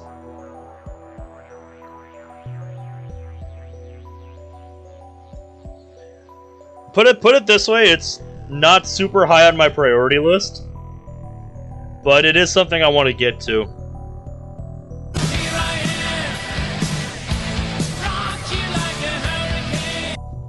That was unexpected. I've returned. Welcome back. Bro, all I can think about when I hear that track is the fucking Carolina Hurricanes playing at home. Looks like I got the fucking exact same notification as you did, dude. Oh, what? Our boys back on Cold War. Oh, yeah. Yeah, he's grinding to get the dark matter camo in zombies. How the fuck do you level up, like, decently through that game? Is it something that is like fucking Black Ops 2, you have to do it online, or like... Because I'm shit terrible at zombies, but I'm pretty okay when it comes to normal PvP. I'm pretty sure that it's... I want to say it's shared between multiplayer and zombies. Because, like, generally with a decent bit of practice, like, my AUG build is dangerous. Because, I don't know what, like, I used to be a massive fan of shotguns. But kind of, I switched to,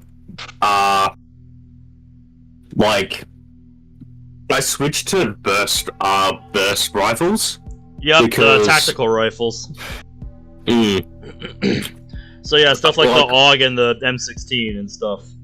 Yeah, like, I just feel they're a lot more versatile, and they kind of still fit a general bit to the playstyle that I used to play with. Like, quick, like, accurate. Because, like, my favorite gun in Black Ops 2 was the KSG. Yep, I remember you telling me about accuracy that. to use. Yep. And I liked having, like, the AUG, if you had...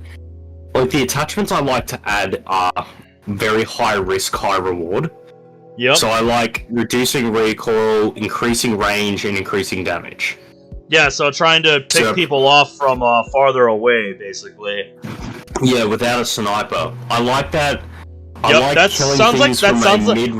sounds like the kind of thing I did with the XM4 and hardcore. I just made like a long range build and picked people off to get streaks to get to unlock woods for zombies.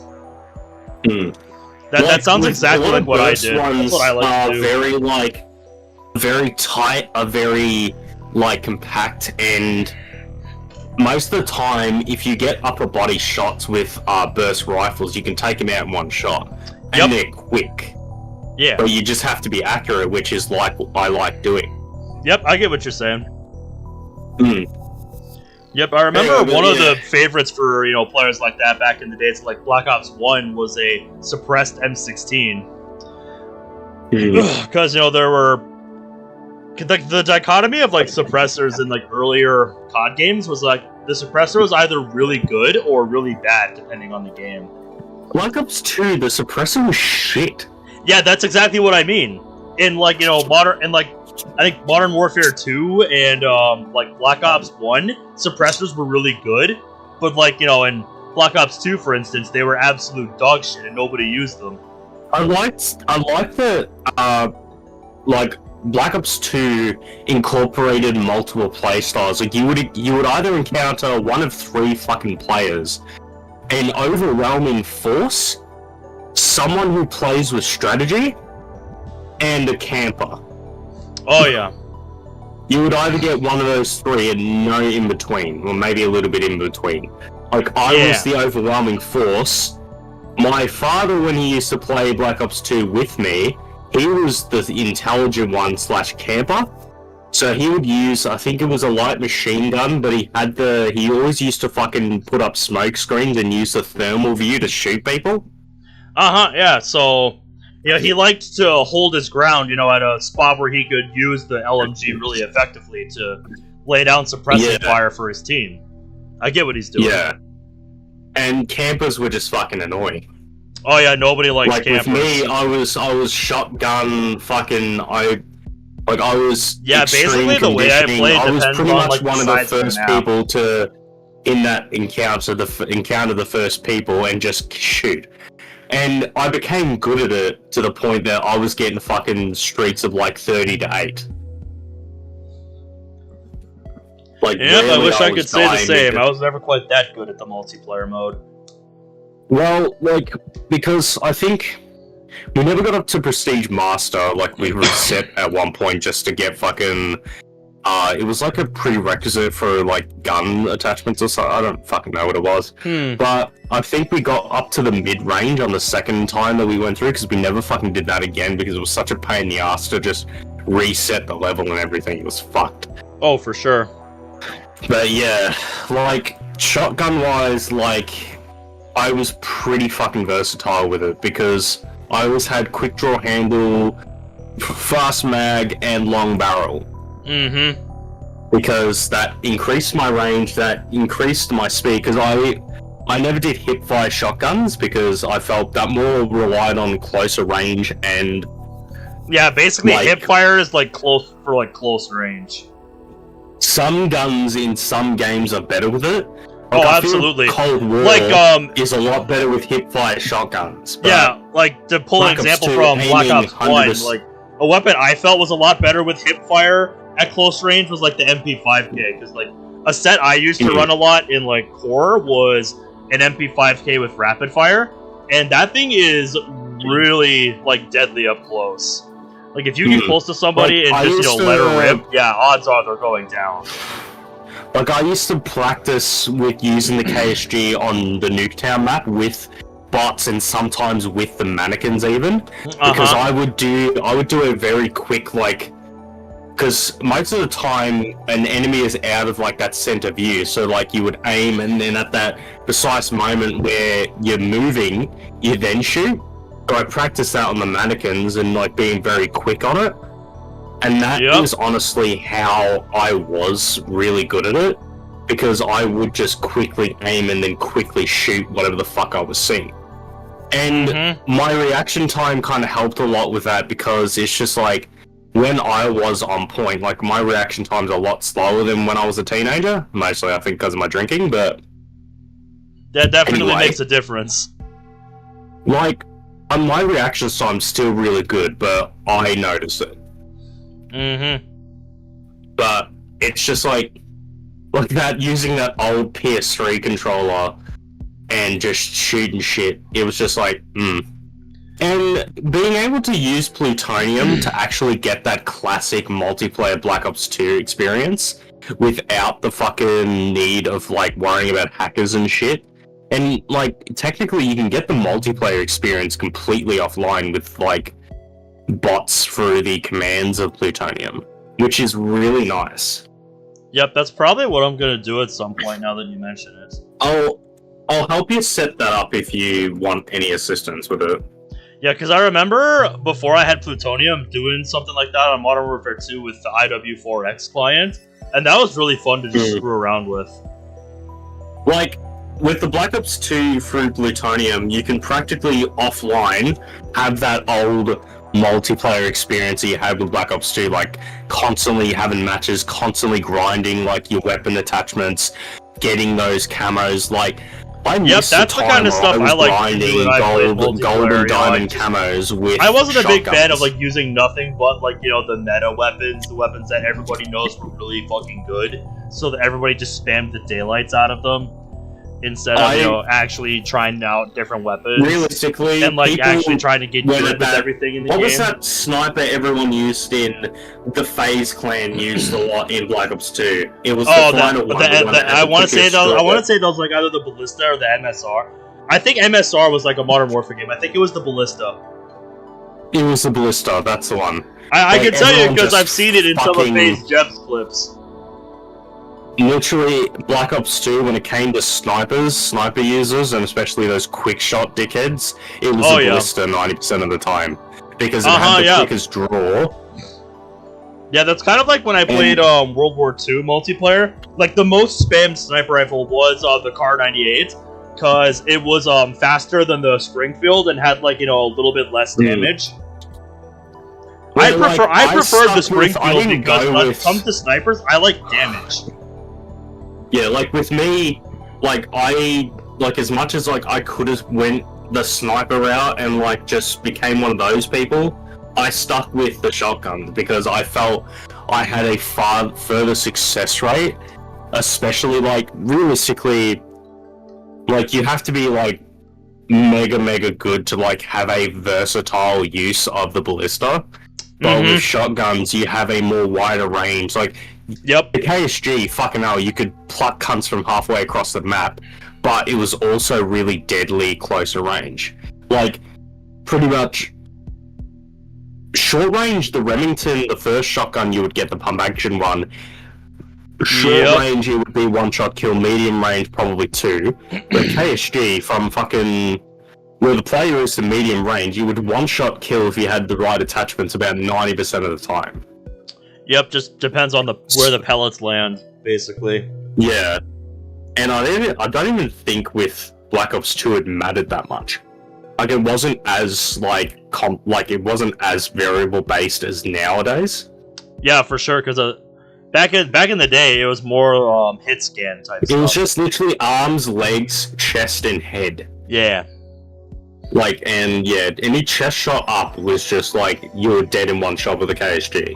And that, like, why is just because as much as it was tight, primarily the time I could fucking I hit most of my marks. And it was just like, because I was quick and I had practiced using this gun, like, I was pretty much I was in there first, and it was just, haha, dead, boof, done, boof, yep, okay. Yep. And with playing Cold War, it's certainly a very different experience. As much as like they literally have Black Ops 2 maps, the way players move, or even bots move, how the guns work, the damage, like, it's a whole different. Yeah, the gunplay is very different. Yeah, like, especially to what I'm used to, like, it feels that like the guns are weaker. And it requires more shots to kill half the time.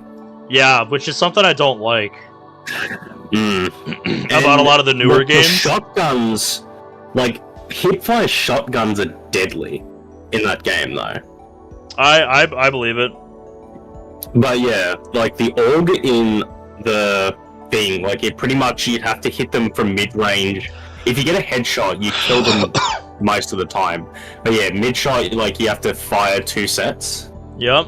Which, it's okay, but I felt like Infinite Warfare, as much as like that game kind of got shat on for a while, had better gunplay. Yeah, dude, honestly, I had never really got the hate around Infinite Warfare. I think people were just sick of the jetpack CODs by that point. I think people were just sick of the futuristic stuff, the future warfare. Well, I like how they but I really like the but... movement in Infinite Warfare. Like, it's really clean and the guns are really fun to use. Like, legitimately. Consistent with... I like... still boot up, like, Infinite Warfare, like, once a year to load up the odd match on the clone of Rust against bots. Because there's this one spot on the map if you set them to a low enough difficulty where they just like barely ever see you if you're doing like a free for all, and I'll just sit up there and go on like a 2,000 fucking streak against them with all of the streaks I can summon and shit. Like I played gun game with the friend of mine like that I spent the fucking week with, and like just the whole gun selection is very. It pretty much was the. It's like they did perfect that future formula, but they didn't fucking lean so heavily into it like Black Ops 3 did. And Advanced Warfare, which was kind of decent. Yeah, it had its moments, like, I was really shitty. I wasn't a big fan of, like, half the, like, those operator score streaks. Like the claw, I fucking hated. I hate using it, and that's why I switched to like using a different thing. And half the time they're useless, but the guns at least were consistent. They were decent, and fucking actually dangerous if you knew how to play right. Like half the time in Cold War, it feels like you either have to be mid-range to do any fucking damage, or fucking pelt them through 100 fucking bullets just to get them to knock down, and that's even if they don't have armor attached. Yep, that's why I like to play. That's why I like to play hardcore. No regenerating health, and you have a lot less of it. But yeah, like it felt like you shoot fucking 3 rounds into some cunt's chest, they're gonna die. Yeah, exactly. Like, especially half the time with the health bar, like, you would only take off, like, 60% of their health. They'd still have 40% if you did, like, upper body shots. It's just like, oh, for fuck off. Yeah, it's like, you shoot, for like, fuck's in Black sake. Ops 2, you shoot some cunt in the arm with a shotgun, they'd be dead. Yep, very different system. Anyway, that's enough of COD rants. This isn't a COD stream. Yep, maybe I should just do a one-off stream like that in the H Plays COD playlist. Just like do like random fucking combat, stuff against bots on like Black Ops 1 or Infinite Warfare or something. Just comparing, just talking about this makes me want to do that. Especially Infinite Warfare with that copy of Rust. Like, because I had this one sniper rifle where if I got, a streak with it, it gives me like bonus perks. Because Infinite Warfare had a lot of different like weapon variants you could unlock and stuff. Like it was mainly through the drops initially, which was dumb, but they eventually made like a crafting system you could use. Like, I will say, sorry to devolve again, but oh no, it's okay. I'm a big fan of Ravenfield as much as it isn't a COD game, and graphic-wise, it is fucking horribly simple. That's just because it's by design. But gunplay and, like, damage is excellent. But for the fact that, like, it also, like, the AI of, like, the bots in it, it's kind of like a perfect mix of a PUBG Battlegrounds with, like, good, like, gunplay. Yeah, it's an early access game right now.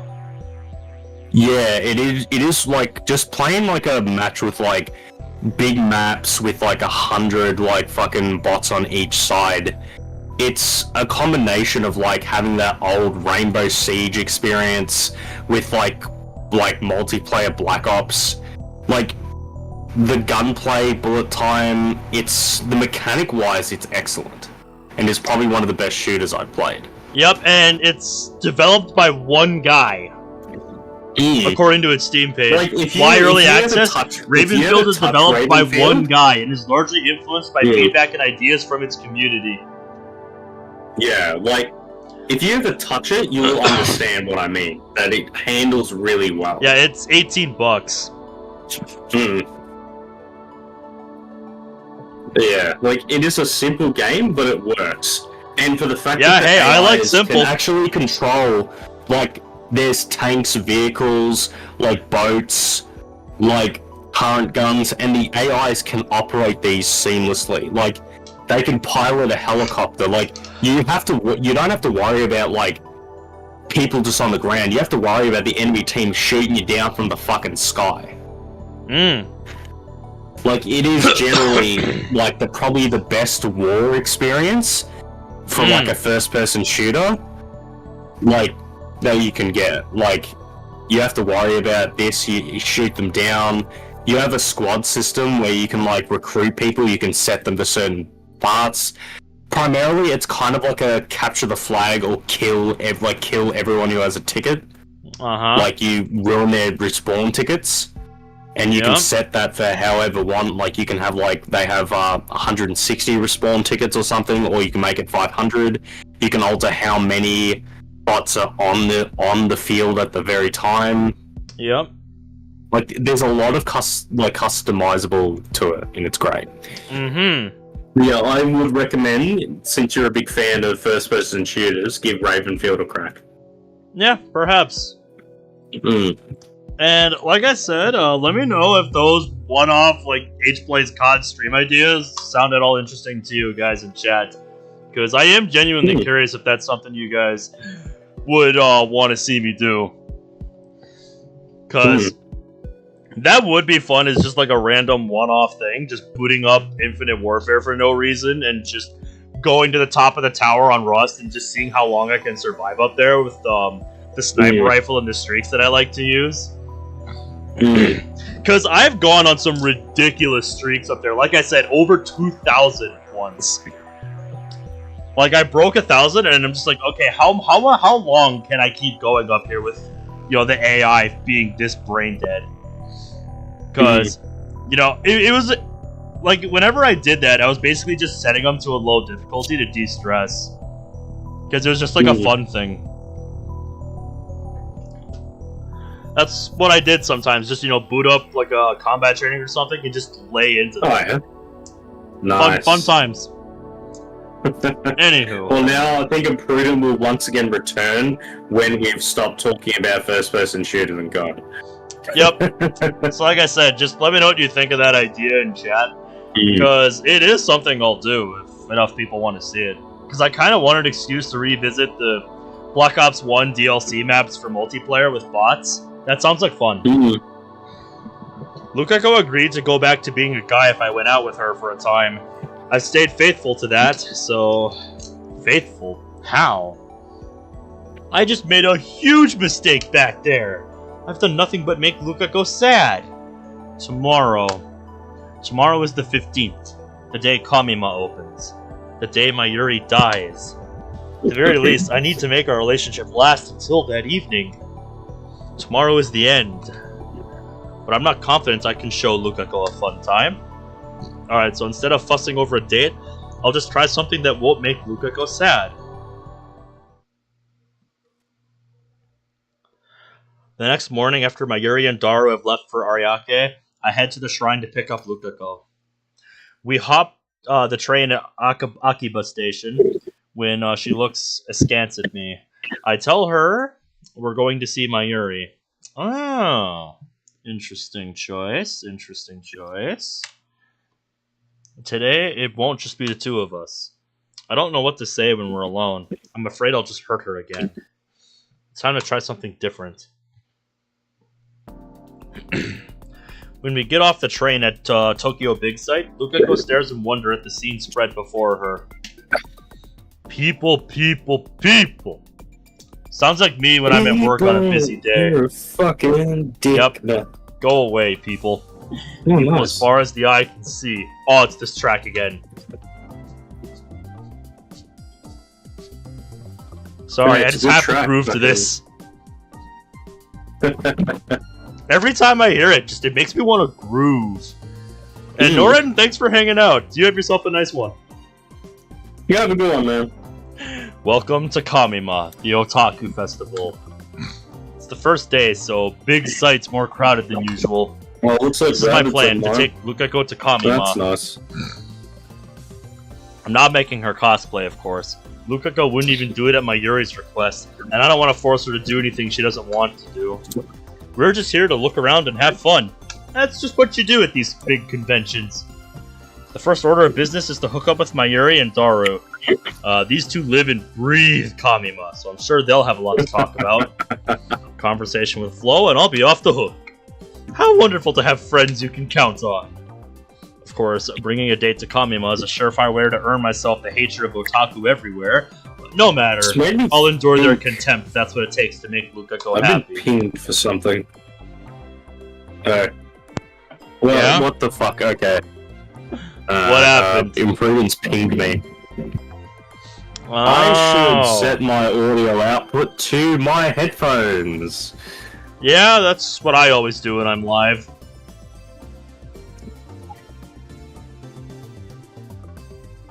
Oh, ha!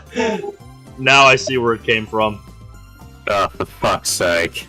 So resolved, I strike out through the crowd towards our designated rendezvous point. Luka, clearly overwhelmed by the sheer number of people, struggles to follow behind. Looks like you're up.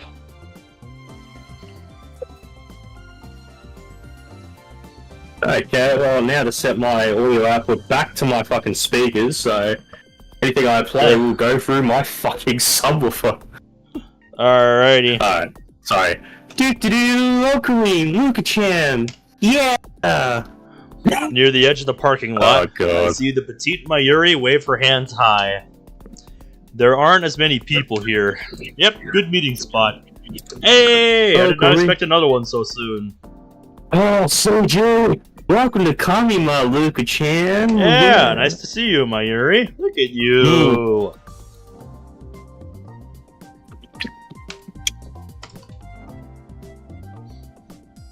Yeah, it's my first time coming here. Guys, it's amazing. Guys, I have found the new emote to the server. Oh yeah? Yeah, hold on. I'm gonna fucking emojis. We have 155 slots, so I might as well use them. Hey, yeah. Because we're at level 3, and that's not because I pay $30 a month to support you idiots. We got us to level 3, and now the fact that we have all this level 3 stuff, we can't actually lose it. So, fuck you guys. Where did I just put that fucking screenshot? Swear to God. Okay. I should just be smart and actually search. There it is, okay.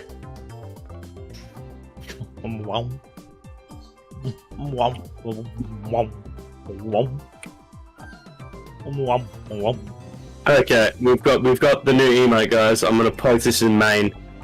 He already fucking knows.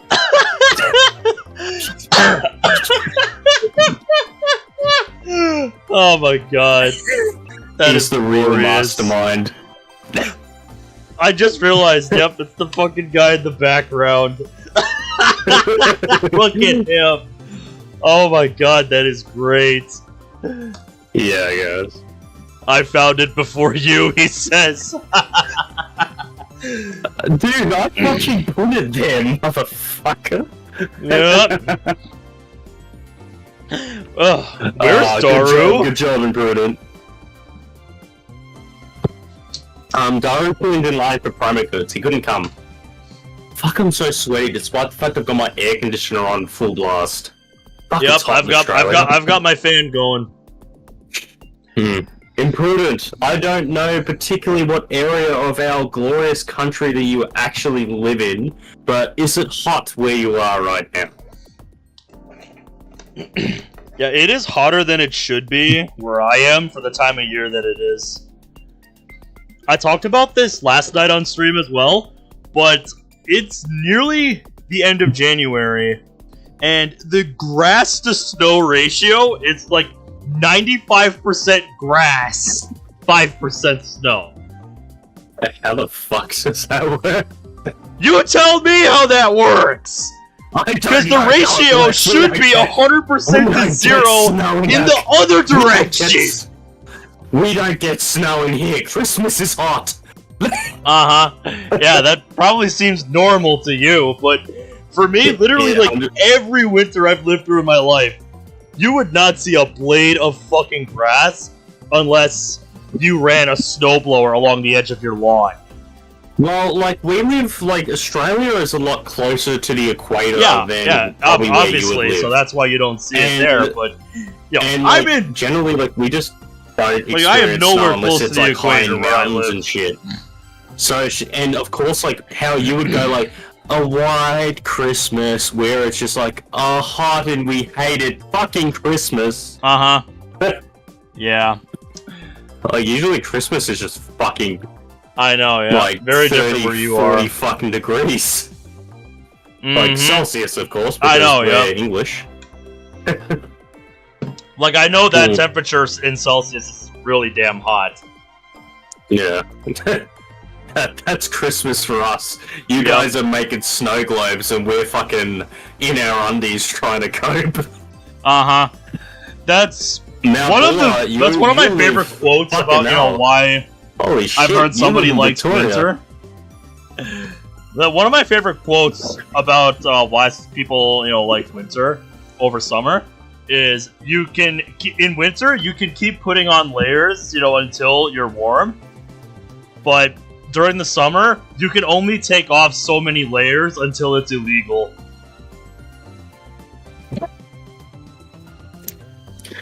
The fact that I know that fucking mountain. I know where that cunt lives. Mount Bulla. Yeah. That's amazing. I know that fucking thing. I know that fucking mountain. Good stuff. By the way, I think you're up. Sorry, mate. I'm just like... I know, we're just bullshitting around. We're vibing, mate. We're vibing. Exactly, you got it. He said he'll join us later if he survives the battle. Damn, that means he won't join up with us for at least another hour. Couldn't he forego the battle just this once? Luka's eyes dart from place to place. She's clearly uncomfortable in the chaotic atmosphere. There's still some awkwardness between us after what happened yesterday. Even on the train ride, we barely spoke to each other. Yeah, this isn't going so well. What's the point of being a couple if it turns out like this? It was easier to talk when we weren't supposed to be boyfriend and girlfriend. Luka seemed to enjoy herself more, too. Is it a mistake to bring her to Kamima? Well, Luka didn't refuse. Even when I told her we were going to Kamima, she just nodded obediently.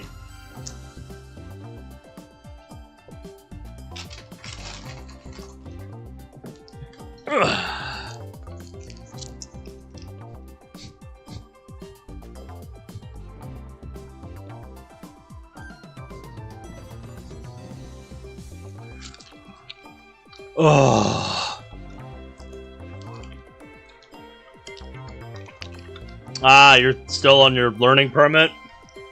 Nice. Same for me, but that's more because of circumstances. Technically, my boy here will understand, but I can go on my P's any time because I'm 22. So, like, I can literally just take the drive test and get on my P's, but it's just like, I've been that busy with work and shit, and because I just, like, about late last year, I broke up with my ex, and that hasn't been easy for me. So it's kind of just been me just kind of getting back into the swing of things. So I'll get my P's one of these days. So yeah, that's like no hurry in getting it. Yeah, like you know, I can get it when you're ready. I fucking want, really. That's what I would say. And I ride to work, and fucking good point of that too. I finally, I'm not sure if anyone knows this, but I ride a bike to work, and the fucking the pedal snapped. Oh, because I just used it all the fucking time. So, and it was like pretty much just me riding with half a pedal, and the other one was starting to crack. Because I went to a physio appointment because work wanted me to go to physio because my back's fucked. Yeah. And so it was cracking on the way, and because I was up on that kind of area where I bought the bike, I decided, you know, while I'm up in this area, I might as well go get fucking new pedals. So I got metal ones. Kind of need those. They ain't cracking. They ain't fucking breaking. So it is nice being able to fucking actually put decent force into fucking pedaling again without worrying about it either slipping or cracking more. 100%, yeah. My issue will show you around, okay? There's lots of people, so we've got to be careful. No shit. First we'll go to the cosplay area, and then we'll go inside. Now, Yuri's more cheerful than usual. She must be happy to have us here. Hey, is there anything you guys want to see? No. Luka, is there anything you want to see? No. Luka shakes her head. It's my first time, I like how it's just my Yuri is positive, Luka's more shocked, and Okabe is just concerned. I'm not particularly interested in anything, though. Off his forehead. Oh boy, that's a real problem, Okabe. Yeah, this is going swimmingly. Of course. Luka looks unhappy. Shit, I shouldn't have answered like that. She's still on that. Hey, Luka-chan. If you come to a cosplay hero, surely you'll change your mind about cosplay. Mayuri talks happily to Luka. I'm glad I chose to rely on this kid who can't read the mood. Something that mixes. Yeah. Mayuri doesn't equal consent. Nope. Nope. It's not embarrassing at all, see? Because everyone's having fun. Kaede-chan and Fubuki-chan are out there wearing Mayushi's costumes. I'll introduce you, okay? Just drags fucking poor Luka into the corner and just strips her off and just fucking puts cosplay clothing on her. I could see Mayuri doing that. Yeah, like, instead of, like in the back alleyway, instead of getting assaulted, you would just get... You'd just get a clothing change, and then she'd just start laughing hysterically. Oh, yeah. Mayuri is more evil than CERN.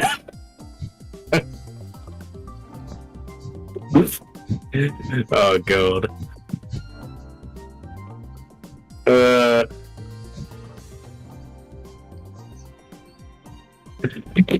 Mayuri too hard. Yep. Oh, poor Mayuri. Poor fucking Luka. That's who we should be worried about. Yeah, probably.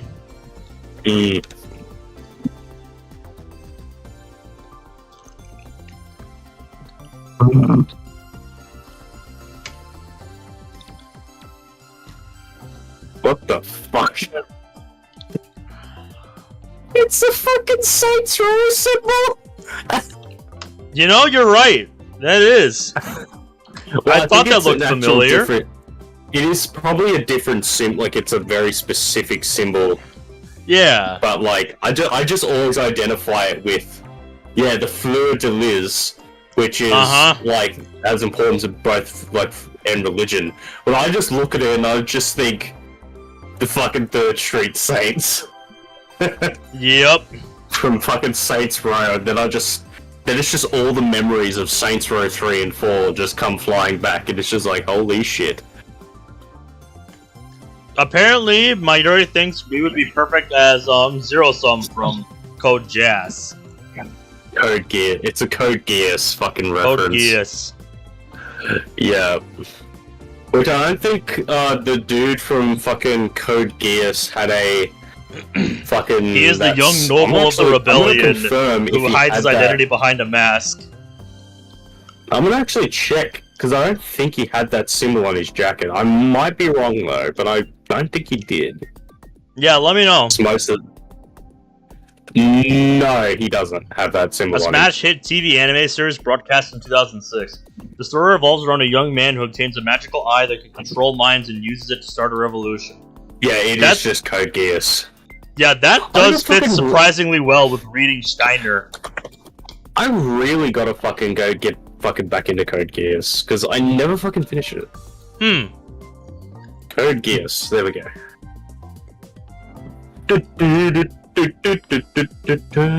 Okay, yeah, I'll have a fucking poke at it. You cosplayed if Ocarine does it with you, right, Luka-chan? Look at that manipulation. Reminds me of a certain somebody. No. Ah. Oh my god. Well, you won't. She thinks it's a great idea. Not a chance. Sorry. Well, that got shot down real fast. Oh no, look at that face! Oh no! No! The gaslighting! The gaslighting is real. 100% Mayuri is like the best at gaslighting anyone.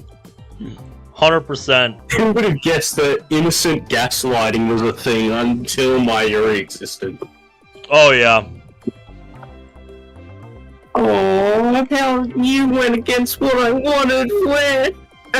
Mayuri slumps her shoulders in disappointment. Oh, poor God, Mayuri. That's a strategy. That's a strategy. Yep.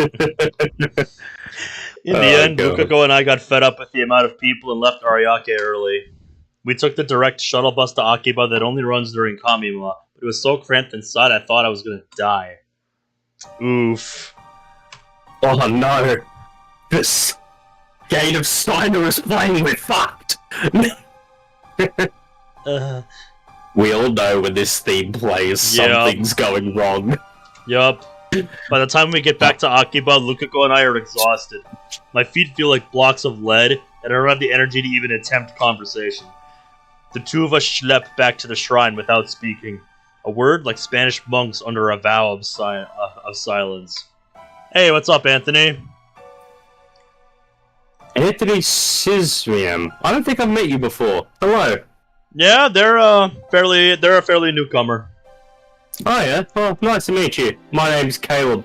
Yeah. Oh my god, your profile picture is literally just rap Bart Simpson. Pretty much. Oh god. Oh, nice to meet you anyway. Luka doesn't raise a single complaint. Okabe fucked up on this timeline, but taking her to Kamima was obviously a mistake.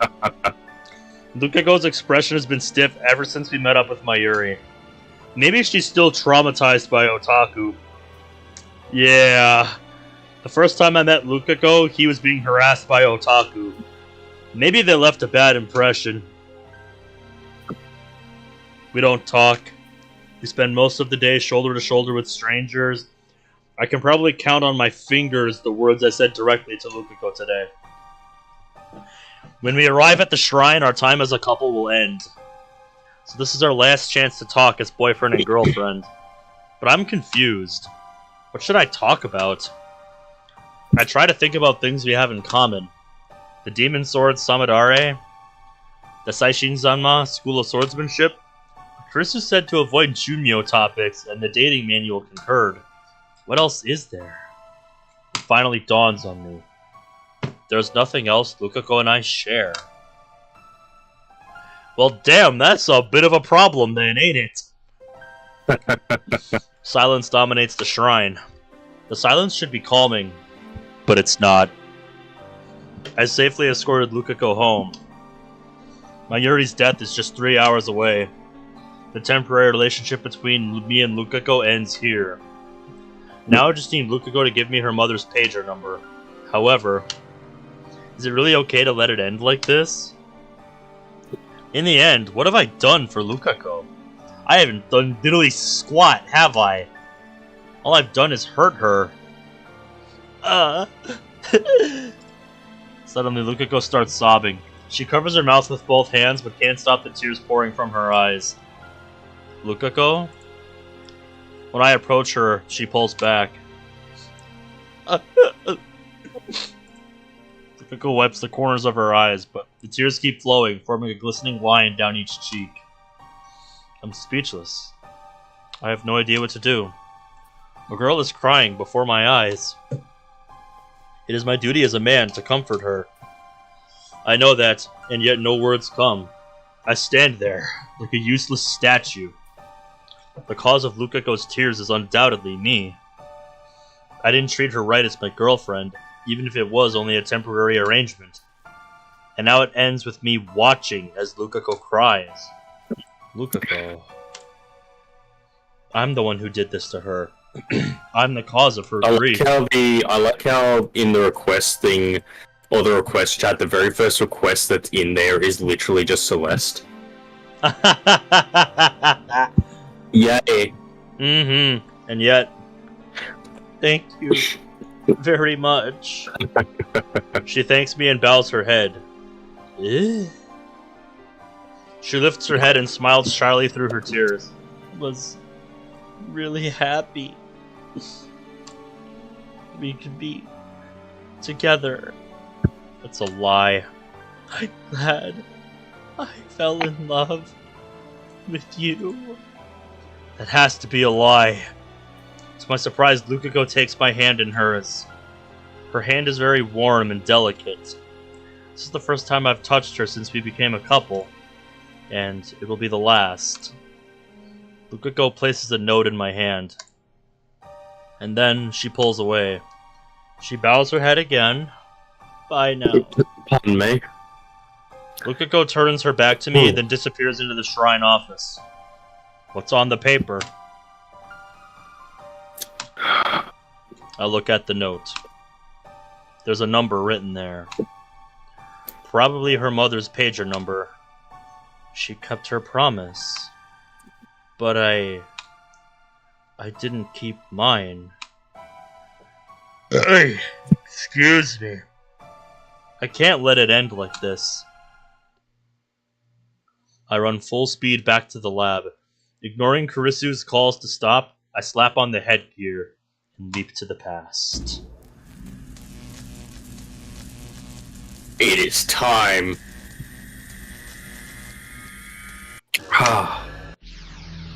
I love that fucking sound.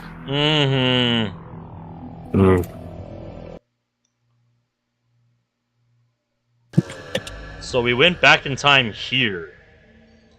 Presumably when we're about to leave for, Kamima.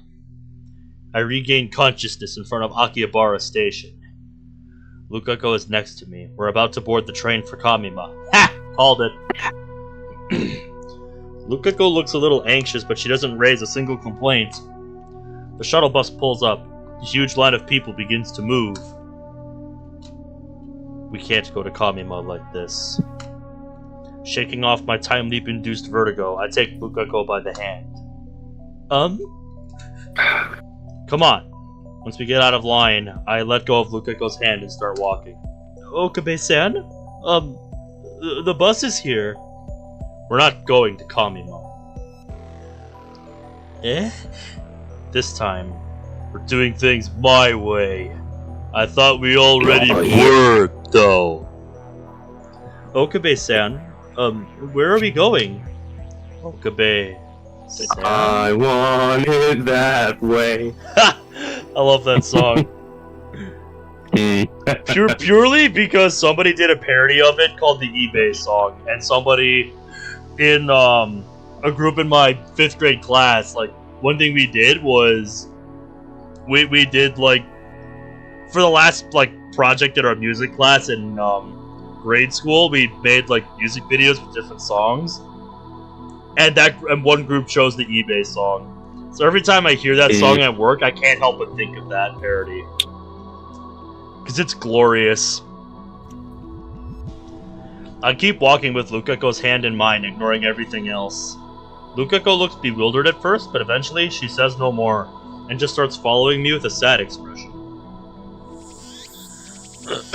We arrive at Yanabayashi Shrine, a place devoid of visitors, where an aura of peace and dignity dominates, where the cries of cicadas resound. Lukako's home. Finally, I turn to face Lukako. Instead of letting go, I grasp her warm hand even tighter than before. Maybe it's the heat, or maybe it's our nervousness, but our hands are damp with sweat. But still, I don't let go. Lukako's probably very confused right now. Lukako's hanging her head. She might cry at any moment.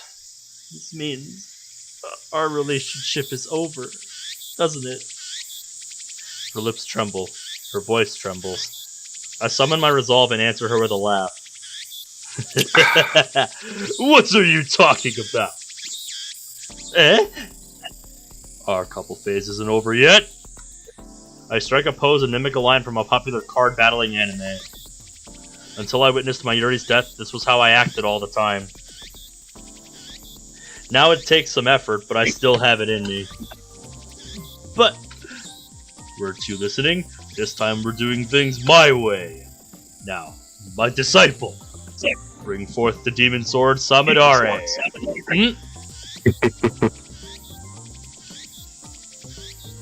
The wind blows. The trees growing over the main building rustles its leaves in response. Lukako looks at me blankly. Tears form in the corners of her eyes. What? Isn't it obvious? It's time to continue your training in the Saishin Zanma School of Swordsmanship. My training? Have you already forgotten what I taught you? No, but okay. It's Kiyoma. Eh? Have you forgotten my true name, Lukako? I am the insane mad scientist, Hoin Kiyoma.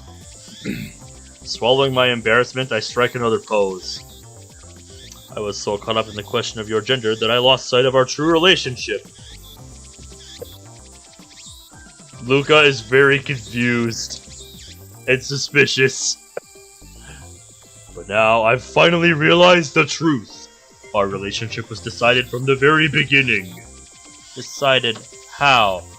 Wait for it. I may be a man, you may be a woman, but our temporary relationship is a couple. I gently comb my fingers through Lukako's hair.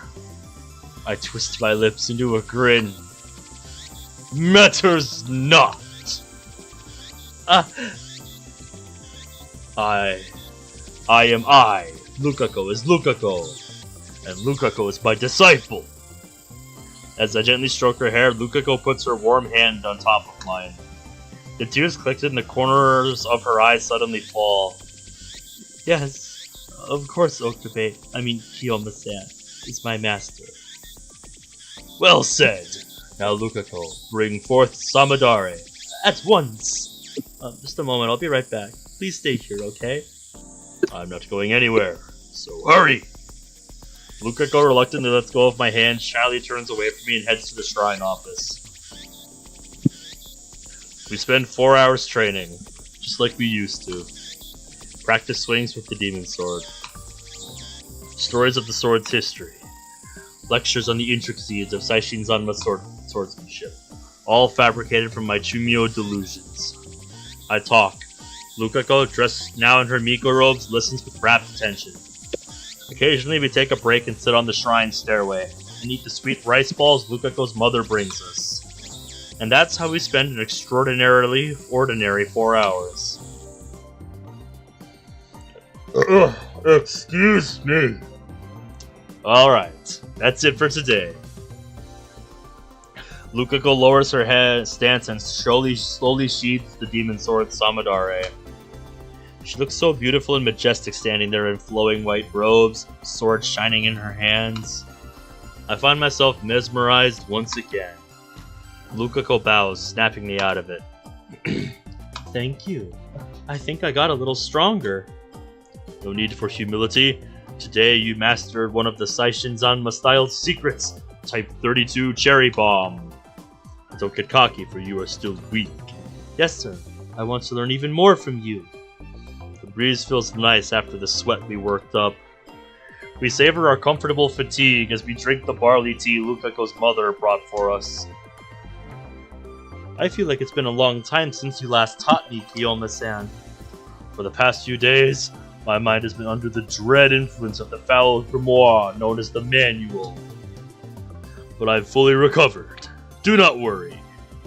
Thank goodness. You're back to your old self. Lukako answers happily. Then her expression turns serious, as if she's made up her mind about something.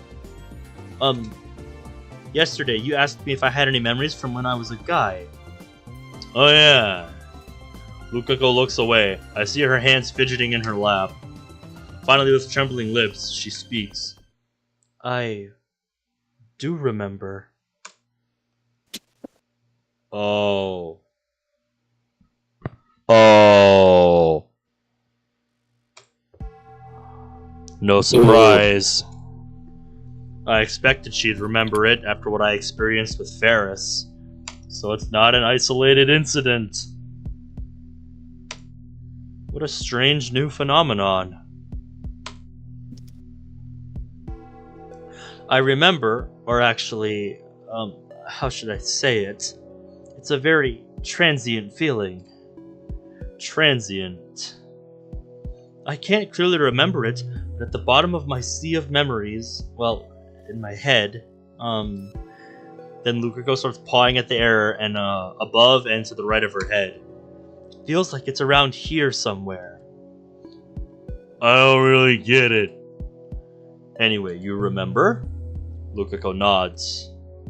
I'm sorry I lied yesterday. Don't worry about it. You should be proud to have fooled the great Halloween Kiyoma. So, because I remembered, I knew Mom's pager number without having to ask. She takes out a piece of paper upon which is written the number. I was going to give you this no matter how things turned out today. And one more thing. One more thing? I don't know if it's related to my memories, but it's about that old computer. Snap to attention, boys!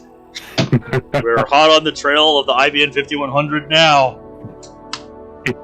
Now that, I did not expect. Snake did not expect that. The IBM 5100! Yes, I think so. True, Lukako did seem like she knew something about the IBM 5100. Plus, Luka's dad confirmed that it was here at the shrine. And then one day, it suddenly disappeared. Does Lukako know where it is now? If that's true, Lukako, then you might not have to turn back into a guy. But Lukako faintly shakes her head. I don't think it's that easy. But why not? Lukako grips my hand. Where is it? Please come with me. I'll show you. She looks into my eyes. Lukako is no longer crying. In the fading sunlight, her eyes shine with firm resolve.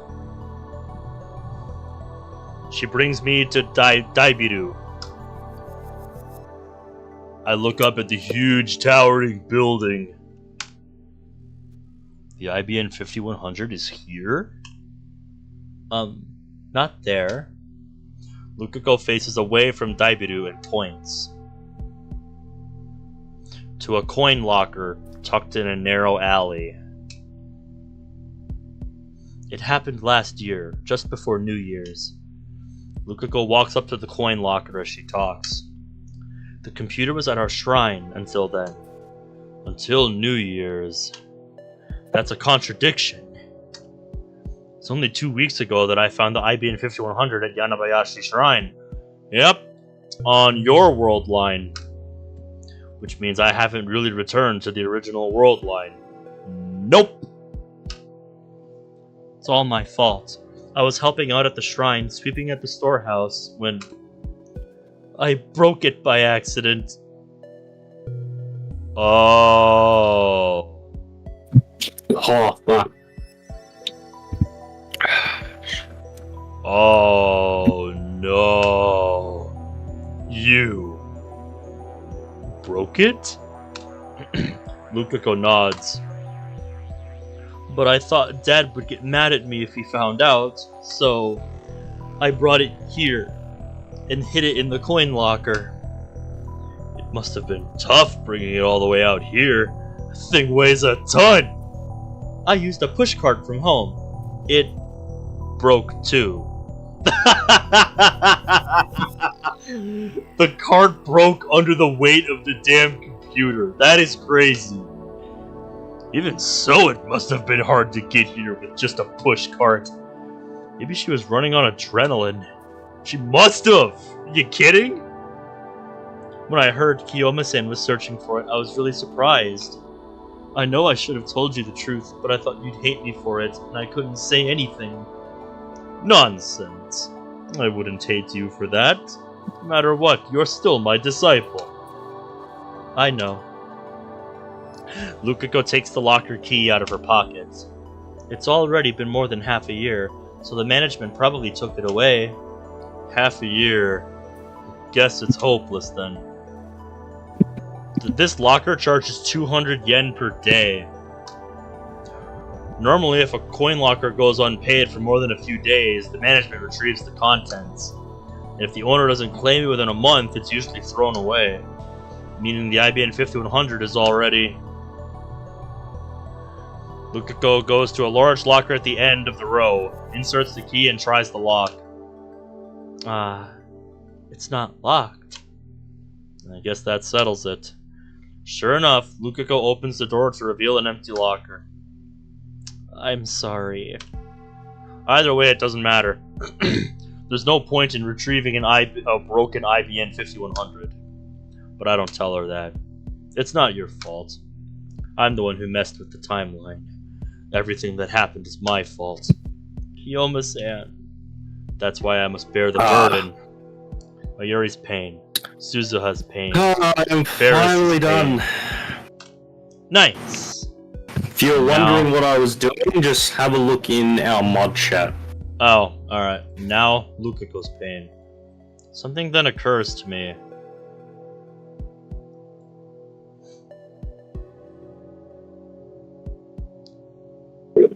Yeah. I just thought, considering that we've practically reached the halfway point of this, by just rough guess, I thought I'd put this forward as of now, because I did kind of do something similar when we were playing Devil on G-String. Put the recommendations of what should be played next. And this time, I've got a few good suggestions. And, yeah.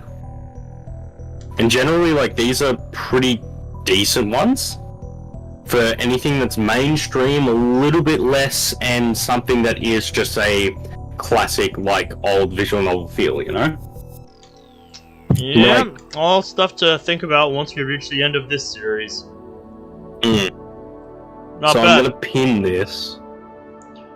So, and I thought I'd actually format it well this time, and actually give some context information with links where you can actually see more information. What if I send a D-mail telling Luka not to sweep the storehouse? How would that change the world line? With the IBN 5100 at Yanabayashi Shrine, ready for me to retrieve in August? As planned, stay there? No.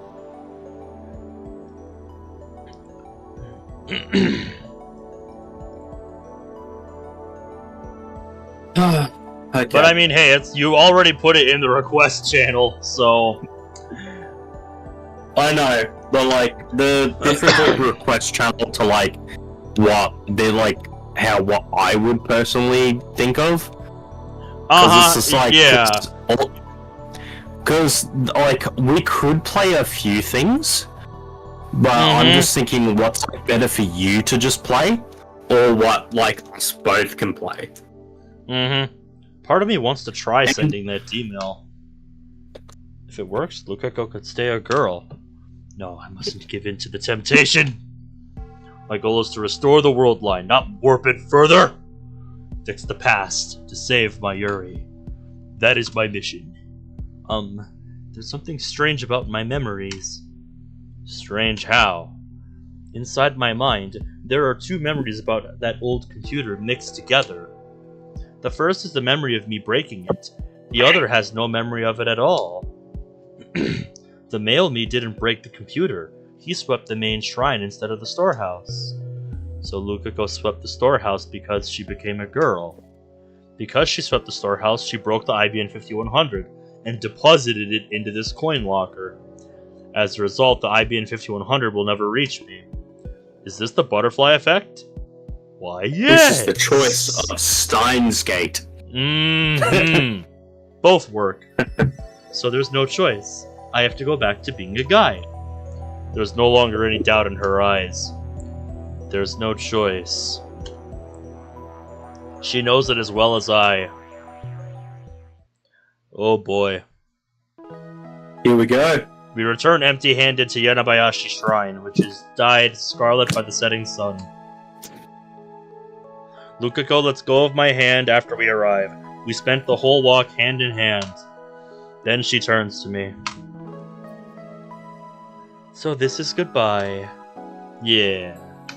And now. I'm really happy that I could train with you again. She smiles shyly again, but her cheeks are dyed pink. Can tell she's desperately holding back tears. Those tears hold a different meaning than the ones I saw before I time leaped. At least I'd like to think so. I didn't really do anything boyfriend-like for you, did I? That doesn't matter. You did enough, good sir. Yeah, you're right. I'm sincerely relieved, because Luka smiled for me. Please save my Yuri-chan. My Yuri-chan is really important to me. Luka, please go already. If you don't, I might cry. So please, thank you for everything. This is when I used that phrase, right? Sai Kongli. It's Kongru. Close enough! I find myself smiling. Luka forces a smile too. El Sai Kongru. She bows deeply. She doesn't raise her head. A sign for me to just go already. Yes, indeed. I turn back to the archway at the shrine's entrance. My feet are heavy. They won't advance. I stop in front of the stairs. Then I take out my phone. Oh, great. Okay. Okay. Looks like I just hit my Yuri called. Okay, so yep. Chapter 8, it's like, it's different from when you were prompted to send a D-mail. It's when you were prompted to call the phone wave.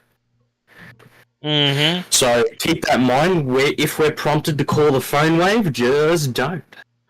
Okabe, my Yuri called. She was mad. You stood her up on your promise to go to Kamina. Christina, I need you to enter a phone. I need you to enter a number into the phone wave to change. Okay, this is what? it. Explain yourself. Probably saved now, not gonna lie. Please, just do it. I'm sending a D-mail. So, save. I hear a sigh on the other end of the phone. The number is... I tell her Lukako's mother's pager number with another string of numbers attached. Pound 2 pound 22929 8312929 Jesus, that is a long string of numbers. Jesus Christ. Meat, veg, meat, veg. I am the milkman. My milk is delicious. If she sees this, Lukako's mother will probably think it's a prank. Then she'll assume the D-mail we sent earlier was also a prank. If that still doesn't change the world line, we can just try something else. Pagers in 1992 didn't display the sender's number. Stop it! Lukako's mother won't know who sent it. Fucking... I already told Karisu the timer setting. Everything's ready. Dude! I hang up once I confirm the 42-inch CRT is on. Now I just need to call the phone wave. Names change. And the world line will change. God. Luka will turn back into a guy. Her memories will disappear. Turn back into a guy. My Yuri won't die today. Someone pinged this bastard. However, he's laughing. He's not to open my address book. He's laughing. My thoughts turn to Luka, who's probably still watching me from behind. If I turn around, what will I see on her face? This I want to check, but I don't think she'd want that. This brick is ignoring me. Fuck you. Fuck you. Luka finally smiled for me today, but I still have lingering reservations inside. You son of a bitch. This time, I'm about to sacrifice Luka's memories. Memories of the 17 years she lived as a girl on this world line. Oh, not all. Dude, I'd say not the memories of her parents, who rejoiced when their daughter was born. I'm about to erase all of that. But if I don't, I'll be rejecting the 17 years Luka lived as a guy. I will be rejecting the memories of his parents, who rejoiced when their son was born. God. This bastard, bro. Is it okay to turn Luka back into a guy? I'm lost and cannot take another step. I've sacrificed the memories of 2 friends already. The sight of their tears is burned into my mind. This motherfucker. Something soft presses against my back. Who goes there? Luka has embraced me from behind. Thumbnail achieved. Did you at least get a save point achieved? I know you're listening, you bastard. I know what you're doing. You're doing this on purpose. Fuck you. British lying. He's literally broken the max P rule. He has literally broken rule 3 just to get your fucking attention. You rude bastard. Save the fucking game. You asshole.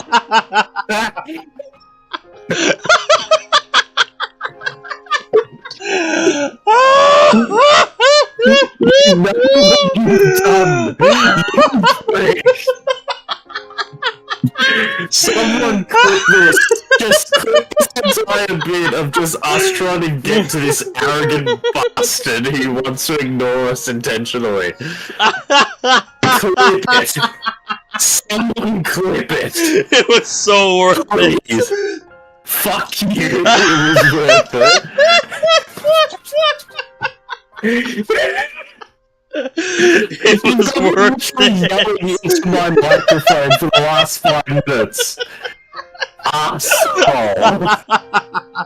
I was worried my internet killed itself. And I'm just like, hold on, I can hear myself in the screen. This cunt's doing it intentionally, the motherfucker. Fucking mate, he's pinned you multiple times, and now that we know you're fucking with us. Oh, I can't breathe. I can't breathe. You are a bastard of a fuck. If you fuck around and we have to go back and skip through all of this because you know how fast. You know how fast my computer can skip. That's not a problem. Yeah. That's not a point.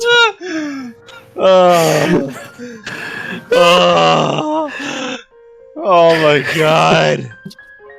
You're a bot. Fuck you, I'm going to the toilet. Fuck you, fucking asshole. Someone.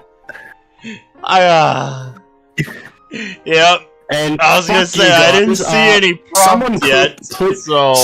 we need Zach. Get Zach to clip all of this. Oh, excuse me. Oh my god. That was great. That was glorious. Woo!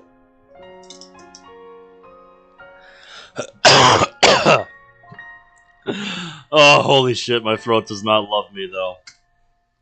I hear faint sobbing. What expression is she making now? Even without looking, I can tell.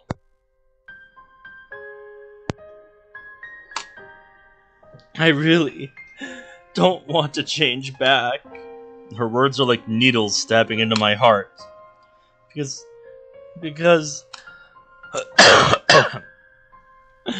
if I change back into a guy, I'll have to hide my feelings for you. It would be wrong for me to love you if I'm a guy. I have nothing against homosexuals. But unfortunately, I am heterosexual. Fucking cunt. I won't be able to answer Lukako's feelings if he's a guy. My memories of today will vanish too, won't they? I've ordered more alcohol because of you. You realise that? You're welcome.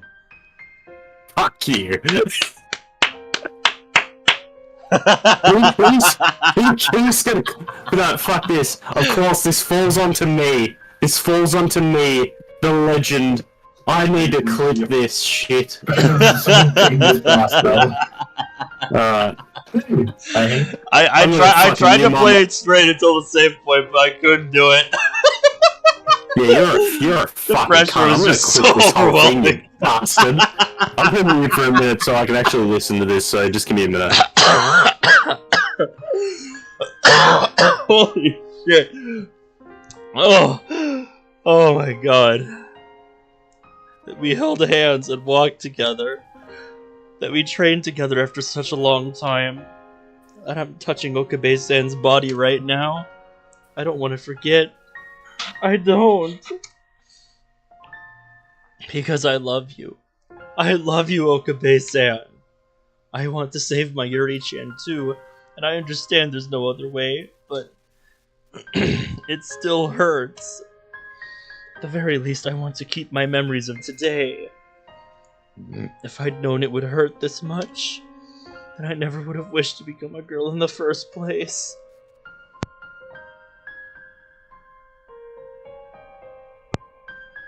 Lukako. I'm sorry. I know that doesn't matter to you, right? Even as a guy, you're still Lukako to me. That won't change. Yes, it makes me happy to hear you say that. Okabe-san, please send the email. Please, send it quickly. If you let me feel your warmth any longer, I might say even worse things. I can't hold back my feelings anymore. Lukako, is this really okay?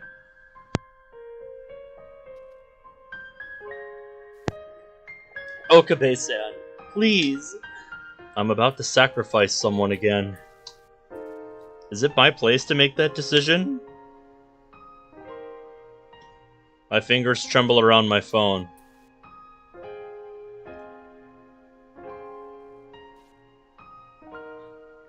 Alright, sounds good, Imprudent. Fucking tosser. Now you're fucking there. saving your fucking dog. I wanted to put it closer to the actual moment. You're a fucking...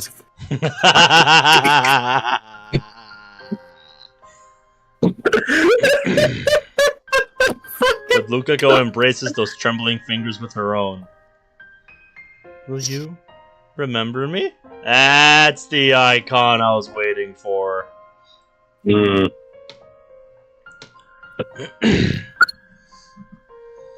Now, I think how it goes is, if you choose not to call it, okay, so we just don't do anything. I'm guessing, just don't open the phone. Yep, wasn't planning to. Will you remember me? Yes. Will you remember me? It's just one call to the phone wave named Jane. I can send a message to Luka's mother's pager. Will you remember me as a girl? Yes. If I make the call, will you remember these 4 short days we were together? Yes.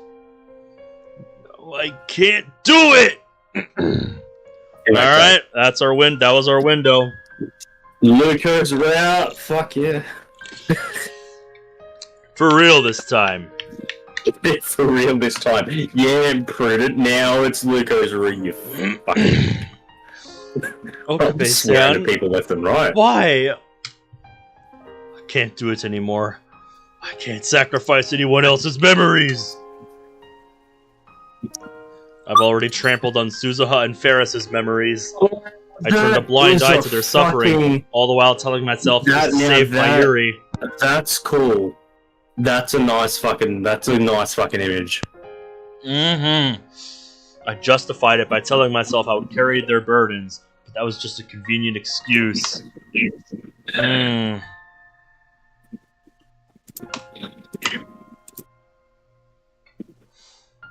don't have the right! I fall to my knees, unable to stand. I like how you're just sitting up there like, come on, get over yourself. The only way to save my Yuri is to send this email. There's no alternative. Even so, I don't have the right to erase Lukako's entire life as a girl. I can't do such an arrogant thing. More than anything, I don't want to lose the Lukako beside me right now. Okabe-san, my Yuri can't be saved. My Yuri's death is fate.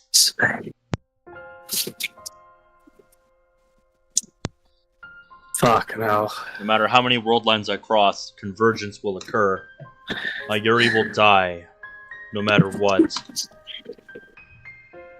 I'm tired of it all. Yeah, this is a very different approach that he's got here. It'll be interesting how they take it. Mm-hmm. My Yuri, I'm sorry. My ego wasn't strong enough to sacrifice everything for your sake. That's cruel. Very much so. But the loss were like completely reset things, so it's good to kind of get like it's going to be interesting to get back into the fact that she does die. Yeah. The first day of Kamima has ended. A few otaku warriors linger to check their spoils before beginning the odyssey home. Otherwise, Ariake is silent and still, as if the crowd Lukako and I saw this afternoon was a lie. Kamima runs for 3 days straight, but it already feels like the end of a festival. Of course, the silence is just for tonight. Tomorrow, people will come to fill the spacious promenade once more. My hand clutches at my chest. My Yuri will die in less than an hour. I'm not ready. Even so, I want to be with her in her final moments.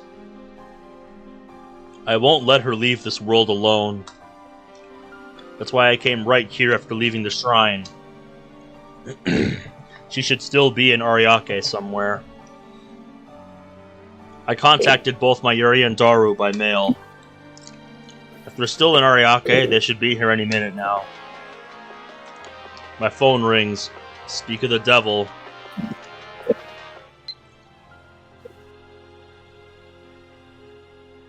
Is this really okay? Oh. Damn. That's like giving you a chance to reconsider. Lukako. She doesn't have to say it. I know exactly what she means. There's only one thing I can say.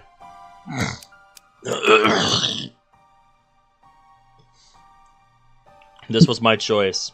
You don't have to worry about a thing. I know that mail won't be enough to stop Lukako from blaming herself, but I have to send it all the same, if only to strengthen my own resolve. Memories from this morning rise unbidden. Mayuri stopped by the lab on the way to Kamima. I was dozing on the couch.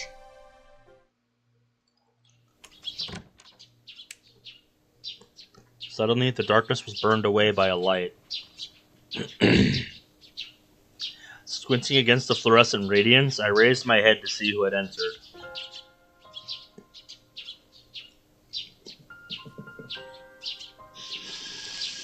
Sorry, Ocarine, did I wake you up? Damn it, I'm out of water already. Mayuri was there, tugging a suitcase. That is the good reason why I have my 2.5 litre water bottle. Yep. No, I wasn't really asleep. Which I think is... I'd been up all night trying to solve the problem of my last date with Luka. You're pretty early, Mayuri.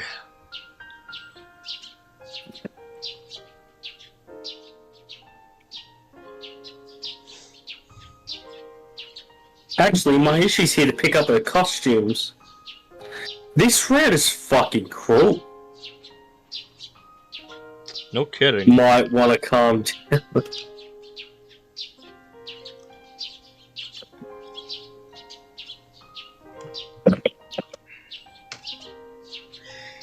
She took a sandwich and some potato salad from her convenience store bag. Are you going to Kamima now?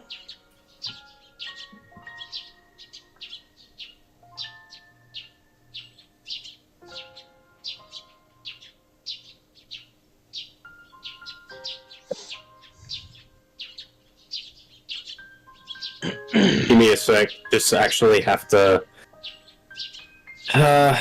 what's moderation rules? All good. Rules... yeah, just an hour.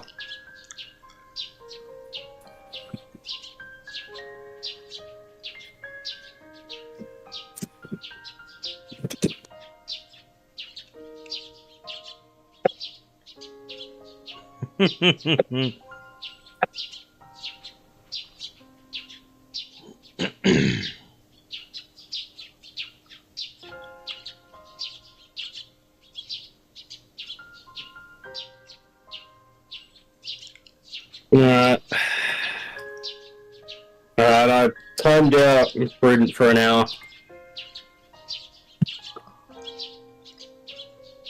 Give me a sec, just gotta...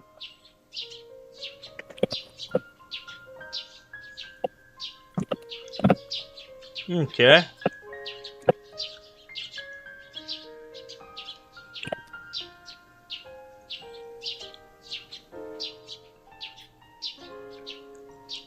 Yeah, Darwin already left on the first bus. Oh. Hey, Ocarine, where'd you go with Luka-chan yesterday? He doesn't have an answer.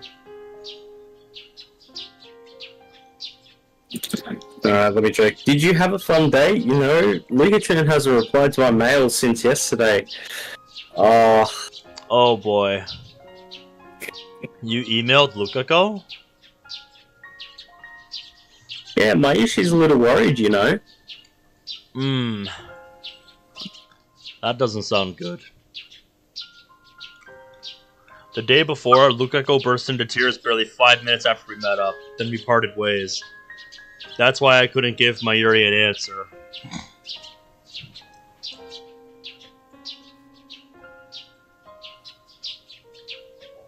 Did you make Luka-chan cry again? That would make Mayushi sad.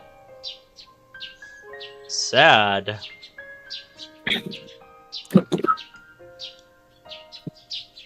Sad. Luka-chan is Mayushi's friend.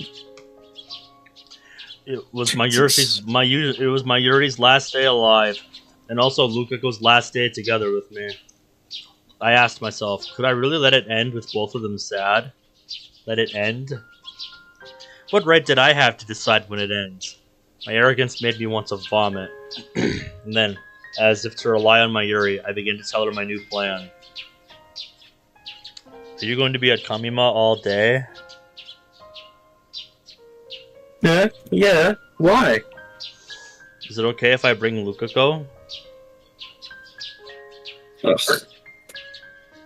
Really? Of course it's okay.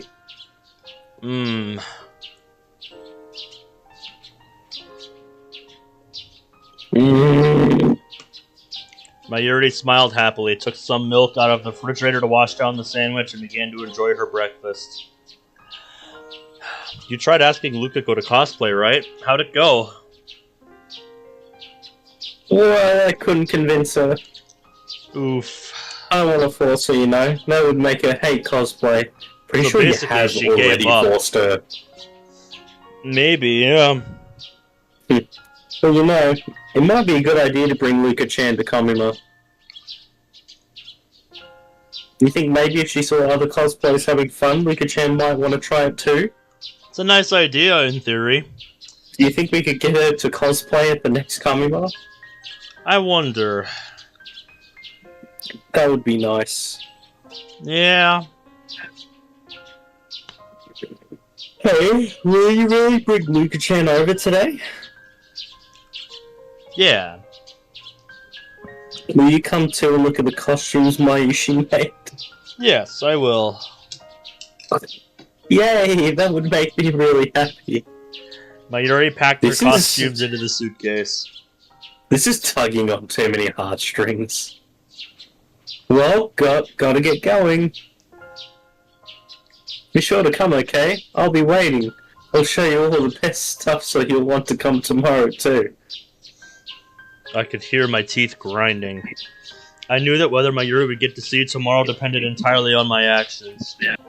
If this day had gone as planned, my status as Lukiko's temporary boyfriend would have come to a close. Lukiko would have gone back to being a guy. Mayuri would survive the night. She would go to Kamima tomorrow without a care in the world. Oh, Kareem? Something wrong? Mayuri looked at me quizzically. She's always been sensitive to changes in my demeanor, so I put on a smile and responded as Houin Kiyoma. Nothing's wrong, just thinking up ways to defeat the organization. Let's meet in Ariake in the afternoon.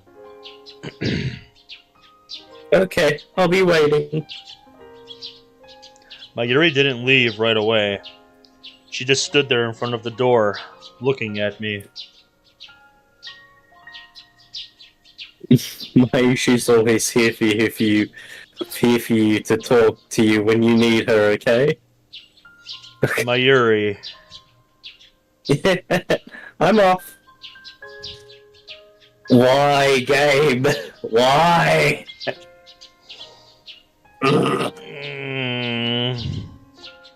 Mayuri cheerfully flew out the door, suitcase in hand, like the White Rabbit in Wonderland. The sound of her footsteps gradually faded away. Now alone, I took a deep breath. The time limit was 13 hours after that point in time. In those 13 hours, I was to return Lukiko to manhood.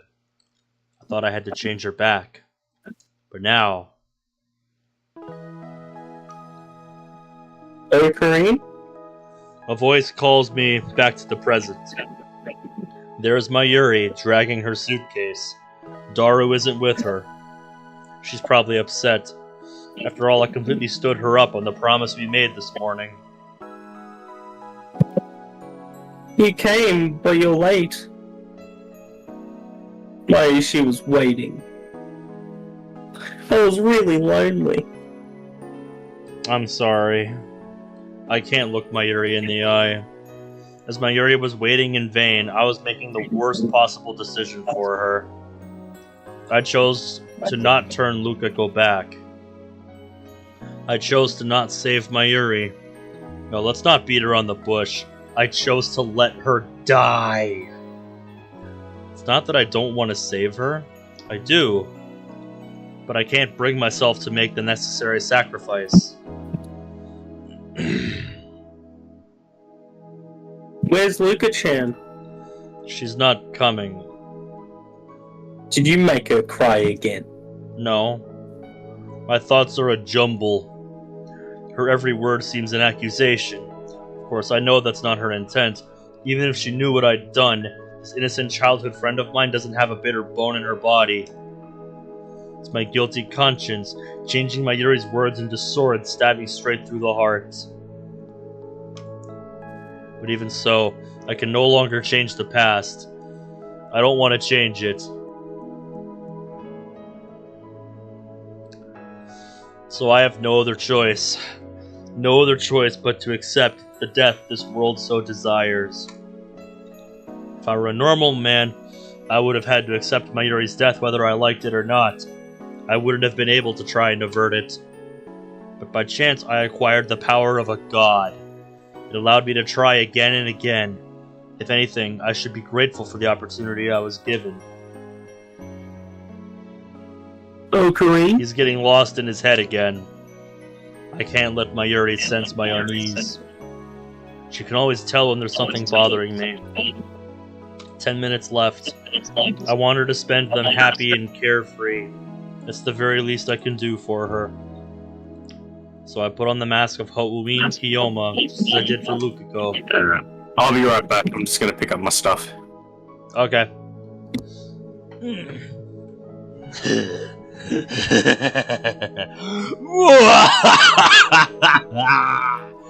Fret not, Mayuri. Things between me and Lukako are absolutely marvelous. But Miko and I are tied by a strong bond. That's right, Lukako and I are connected by fate, whether we like it or not. Today I, the genius with an IQ of 170, have returned the smile to Lukako's face. She even said so herself. It was fun to be with me in our pursuit of knowledge. As soon as those words leave my lips, I realize my mistake. It makes it sound like I broke my promise to Mayuri just so I could give Lukako a fun time, doesn't it? Uh-huh. Uh-huh. You think? Well, I suppose that is what happened. But Mayuri didn't need to know that. Looks like our fears were unfounded. Look at her. That's great, she says. But Mayuri, innocent as she is, just gives me a happy, relieved smile. So there's no reason for Ocarine and Luka-chan to break up, right? Right. We won't break up. Actually, our temporary relationship has already ended. That was our agreement. But I don't think I need to tell Mayuri that. Great. Then Mayushi can concentrate on Kamimo without any worries. Are you going to participate tomorrow, too? Yup. It lasts 3 whole days. Yeah, it's a long time. I shouldn't have asked. I fight the urge to check my phone. Last time I checked, it was about 7 p.m. I don't have the guts to check again. I'm back. I think my friends hold on, I'll be right back. I don't want to watch the seconds tick down to Mayuri's death. Daru-kun's late. I called him just now and he said he was still close by. We don't really have to wait for him. Let's wait a little bit longer. If that's what Mayuri wants, then I won't deny her. Besides, I don't want Mayuri's last moments to be on a crowded train or a bus, rather somewhere she can see the stars. Not that I have any right to choose her place of death.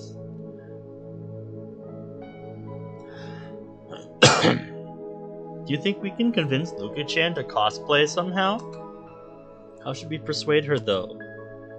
Mayuri's mood is completely healed. Why is she so happy? Did she hear something pleasing somewhere in this conversation? Was it knowing that things are going well between me and Lukako? Or was it that I kept my promise to come here after all? I don't know. But seeing Mayuri's happy smile makes my heart ache. I think Luka-chan would be an absolutely perfect Karari-chan cosplay. Excuse me. Excuse me. My goodness. Luka-chan's so cute, she makes my Yushi's heart throb, you know. I want to spread Luka-chan's cuteness to people all over the world.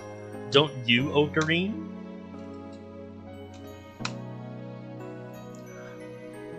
Uh-oh.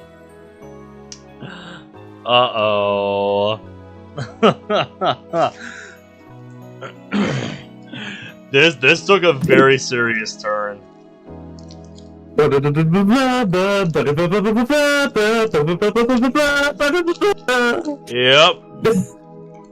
On that level. Quick update. I think my colleagues tried to fuck with me. Yeah? Because I decided to Uber some alcohol from the store I work at, and they decided to put empty paper bags in my bag, so I think they guessed it was me. Those bastards. Oh, no, I love them. They're funny cunts, but, like, seriously. What pricks?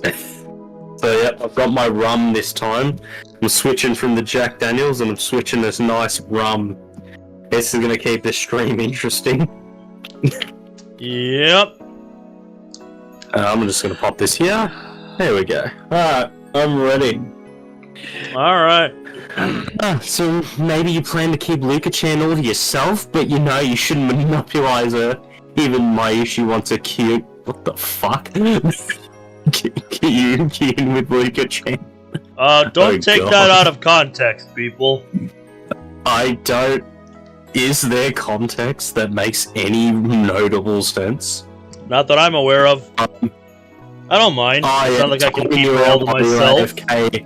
Yeah, Rabbit reminded me that, yes, you did technically break a server rule, so, like... I have to kind of... go. Might as well just say...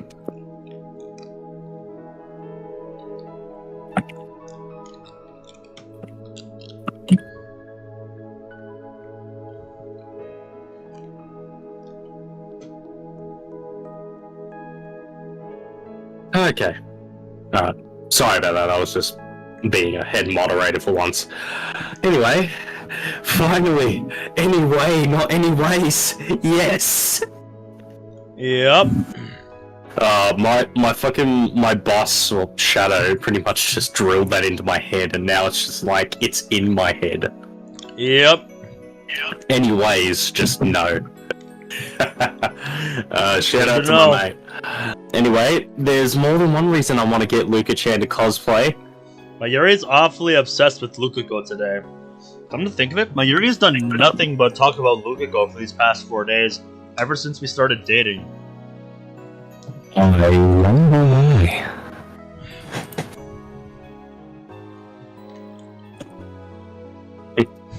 Luka-chan's usually a quiet girl, right? She almost never says what she thinks. Mm-hmm. When you cosplay, you become someone other than yourself. That's why I think if Luka-chan cosplays once, she'll definitely find a new Luka-chan, even if it's embarrassing at first. Mm-hmm. And then, when that happens, she'll become more assertive than before, and maybe even dominate you, Okurin. It's strange that that's where that line of thought led you, Mayuri. I have to say. Mayuri is not as innocent as she comes off. Oh no, not at all. She really does care for Lukako. Okay, hold on. I've got to once again I know that all of her hopes and dreams are in vain. Once again, I've got to be a head moderator. Suddenly, Mayuri falls silent.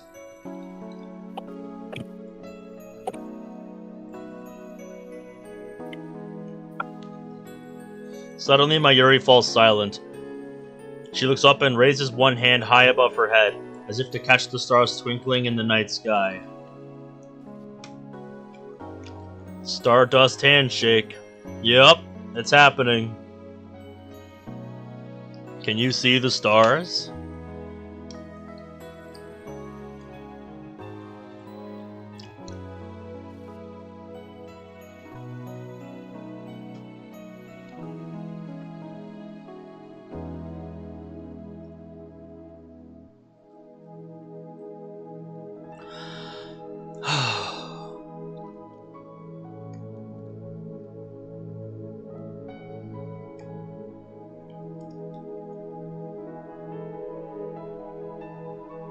Okay, now I'm done. All good. Sounds good. Yeah, I have to actually be a head moderator for once. I have to lead. Yeah.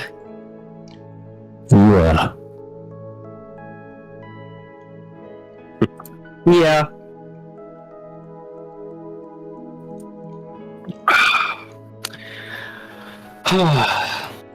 It's nice having some rum for once. Rum's nice.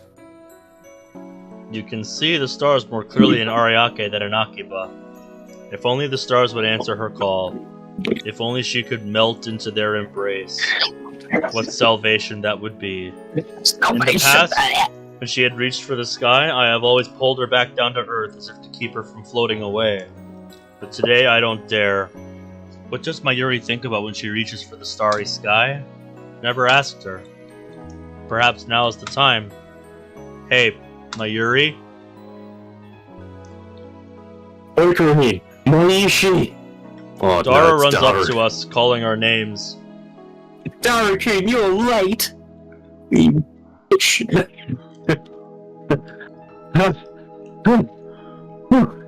My bad. Took forever to check my sports. Daru's backpack is filled to the brim. He's also carrying 5 paper bags illustrated with more drawings. Such zeal. Okay, let's go. Mayuri gets up to lead the way and we start heading towards the train station.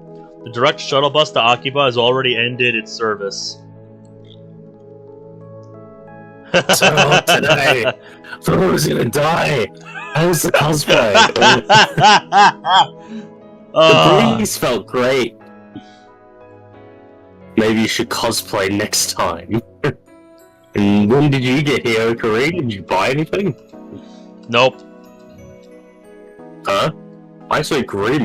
You have a girlfriend like one of those filthy normals now. You got no right to be impressed. Filthy normal. Okuri is up. Oh no. Mayuri's voice is abruptly cut short. Her suitcase falls to the ground with a thud. It's time. Mayuri presses her hands to the center of her chest. Her face contorts in pain. I see it happen in slow motion. Frame by frame. Slowly. Slowly. She starts to fall. It's so sudden. So sudden. And so, I fail to catch her in time.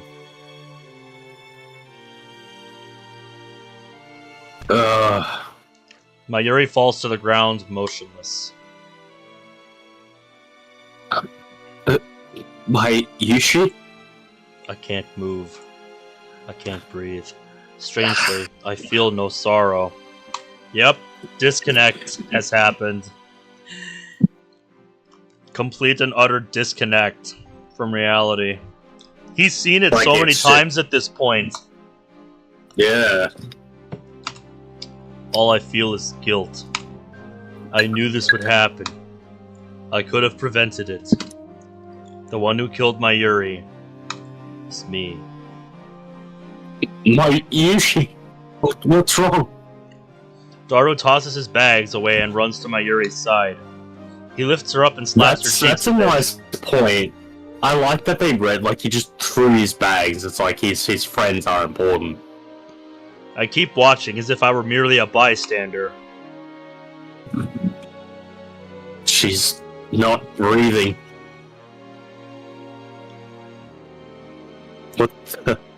What is this? The hell is this? Okuri, there's something wrong with my Yushi. She's dead. What could be the cause? Heart attack? She wasn't killed this time. That's a relief. At least Mayuri died in one piece. No way, we were just talking. Hey, Mayushi, wake up! Where's the camera? We're on a candid camera, right? Daru. I put my hand on Daru's shoulder to calm him down. Mayuri's dead. Daru turns pale. His lips tremble as he looks at Mayuri's face in disbelief. Let's call an ambulance. What's happened? How can you be so calm? She's dead. She's never coming back. Don't you get it, Okuri? I get it. No, you don't. She's not breathing, see? I stood by and let her die. What? I kneel beside Mayuri. I couldn't save you, Mayuri. I reach out to Mayuri's motionless body. No, I chose not to save you. I embrace her tightly. I abandoned you, Mayuri. Daru is just so confused right now. I look up to the starry sky, just as Mayuri always did. The tears don't come. Maybe I've gotten used to it. Or maybe it's because I'm not worthy to mourn her. What fills my heart is emptiness. I'm leaning against the wall, hugging both knees. I don't even remember how long I've been here. How much time has passed since Mayuri's death? I didn't go to the vigil or to the funeral. How could I, when I'm the one who killed her? I don't want to see anything or anyone. Even breathing is hard now. And yet, I have no choice but to face this emptiness, this heart-rending guilt, and accept what I've done. That is my duty now. Someone pulls the curtain open. Oh, hello. Light shines in from the lounge. Here Girl is comes standing best there, girl. silhouetted against the light. As soon as I realize who it is, I turn away and prepare to block out the noise.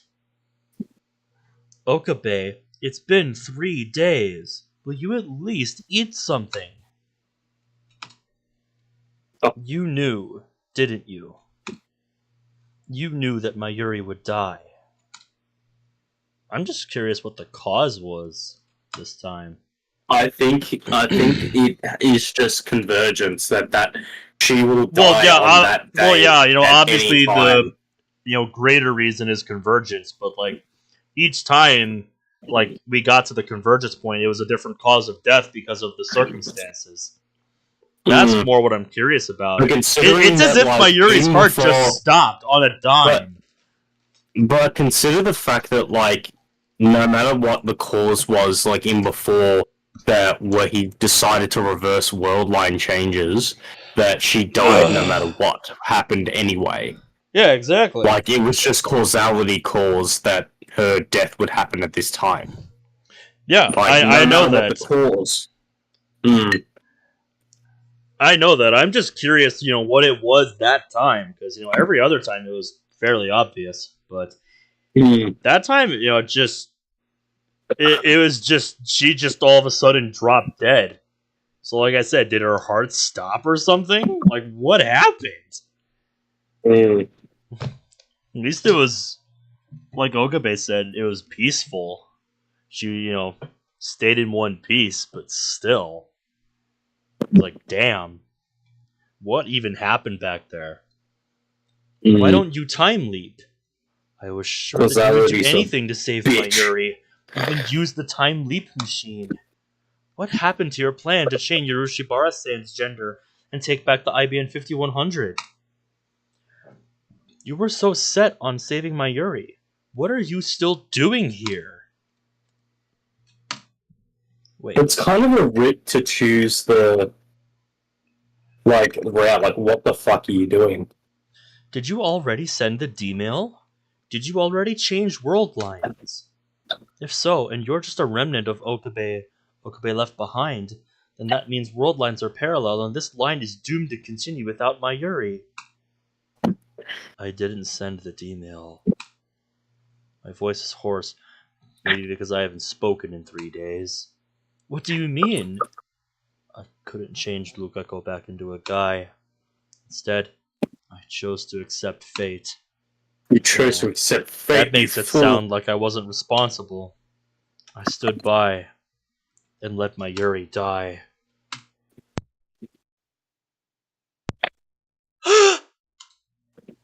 Why did I confess?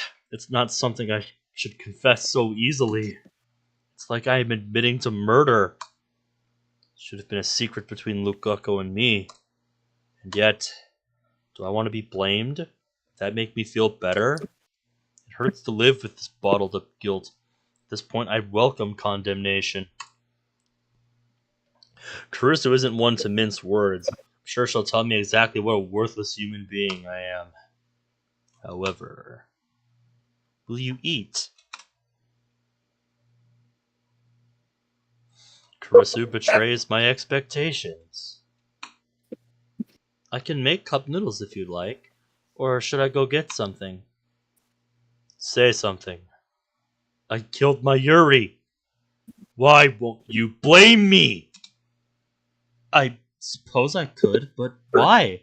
It looks like you've already blamed yourself enough. Maybe because you just don't have the right to change the past after all. Besides, no one can blame you. You've been fighting alone this whole time, one man disconnected from causality. No one else can understand your pain. That just... Give me a second. That just hit so hard. No one else can understand the meaning of your choice. Alright. I'll let you ponder for a minute. I'm gonna go use the restroom, so... Yeah, I'm probably gonna go pee for myself. Yeah. But fucking hell. We're gonna take a short BRB. Strings. Mm-hmm.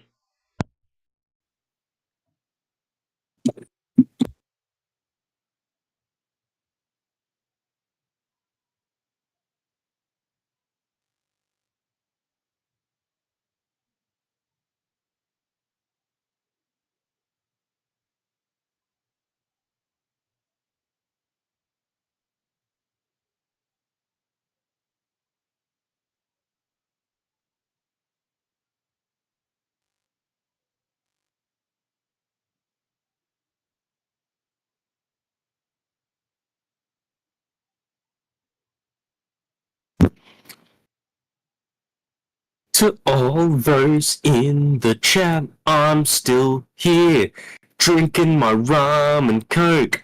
What's a rum, you ask? It's Kraken. Why am I drinking Kraken instead of Jack? I don't know. Maybe I wanted that sweet sensation. Holy shit, I'm a lyrical sensation. Oh yeah. No one's gonna read this, because there's only 2 people watching now. Wait, no, it's 3. Ironically, 3 people watching now, and yet we've only started streaming 3 hours ago. Oh yeah, get that beat in. I'm gonna take a sip of my rum. Oh, I'm back. Oh, I made the greatest rap in the world. Oh yeah? Zach would be proud. So, it was cringy and horrible, and I think Imprudent witnessed it all. I was just like, it's got like, oh yeah, I'm doing this shit. Rumming it out. Well, at least somebody enjoyed it. I apologize that I'm such a lyrical genius. Oh my goodness. I'm the greatest. Oh my god.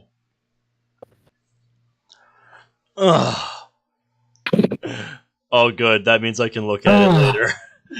Imprudence said I'm gonna clip that. Oh god.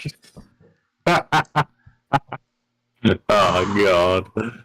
Oh. Yeah, after tonight I'm definitely gonna have to rest up for tomorrow. Good lord. What time is it for you at the moment? Oh, it's only 2:23. I meant more how much my throat hates me right now. Like, we'll get to the end of this segment. But, like, holy shit. Yeah. I definitely overdid it tonight. Yeah, even, surprisingly, recently, even with streams, I've just not had the energy. Maybe it's because, I haven't been working this week, and that's why I just feel comfortable. Yeah, that, I think, has an impact. And granted, we are going at this tomorrow, so, if we want to do it a little bit early, then fucking borderline pushing it, That's fine, because we're literally going to fucking do a whole stream tomorrow anyway. Yeah. It'll be around the same start tomorrow. It'll be around the same time. It'll be around the same time as today. It's because I have to work tomorrow. Oh, yeah, no, that's fair enough. Mm-hmm. That gives me plenty of time. Yep. Oh, because I like getting to sleep in the morning. Mm-hmm. Yeah, so you'll have time. There's no way I can blame you when I haven't time leaped even once. How can you be so understanding? Clutch my knees. I'm not. When you chose to save Mayuri with the time leap machine, you must have known that no one would ever understand. So accept what you've done. Do that and you'll never forget the meaning of your choice. So in other words, she's telling me to suffer on my own. What a cruel woman. However, you should also take responsibility for the girl you did save. Mayuri is dead. Sad. No, sad doesn't even begin to describe it, but Mayuri is gone. You couldn't change convergence. You couldn't defy fate. But she is still alive. Thanks to you, she's still alive. As a girl. And I think she's suffering alone. Just like you. Aren't you the only one who can understand her suffering? You're her accomplice, remember? Her accomplice. I always forget just how, good of a character Luka actually is. Bro, I can't send the clip. You should be able to share it, dude. Just share the link and then just post it. Lukako's image floats through my mind. She used to be as much as but now she's a girl. And she'll live as a girl from now on. I am the one who chose that future for Lukako. When I imagine her frail smile, I feel like spring has come to thaw the frozen soil of my heart. I can't 100%. bear to lose Lukako too. In that case, I know what I must do. Thank you, Karisu. Imprudent messaged it to me. Oh, okay. Has he messaged it to me or no?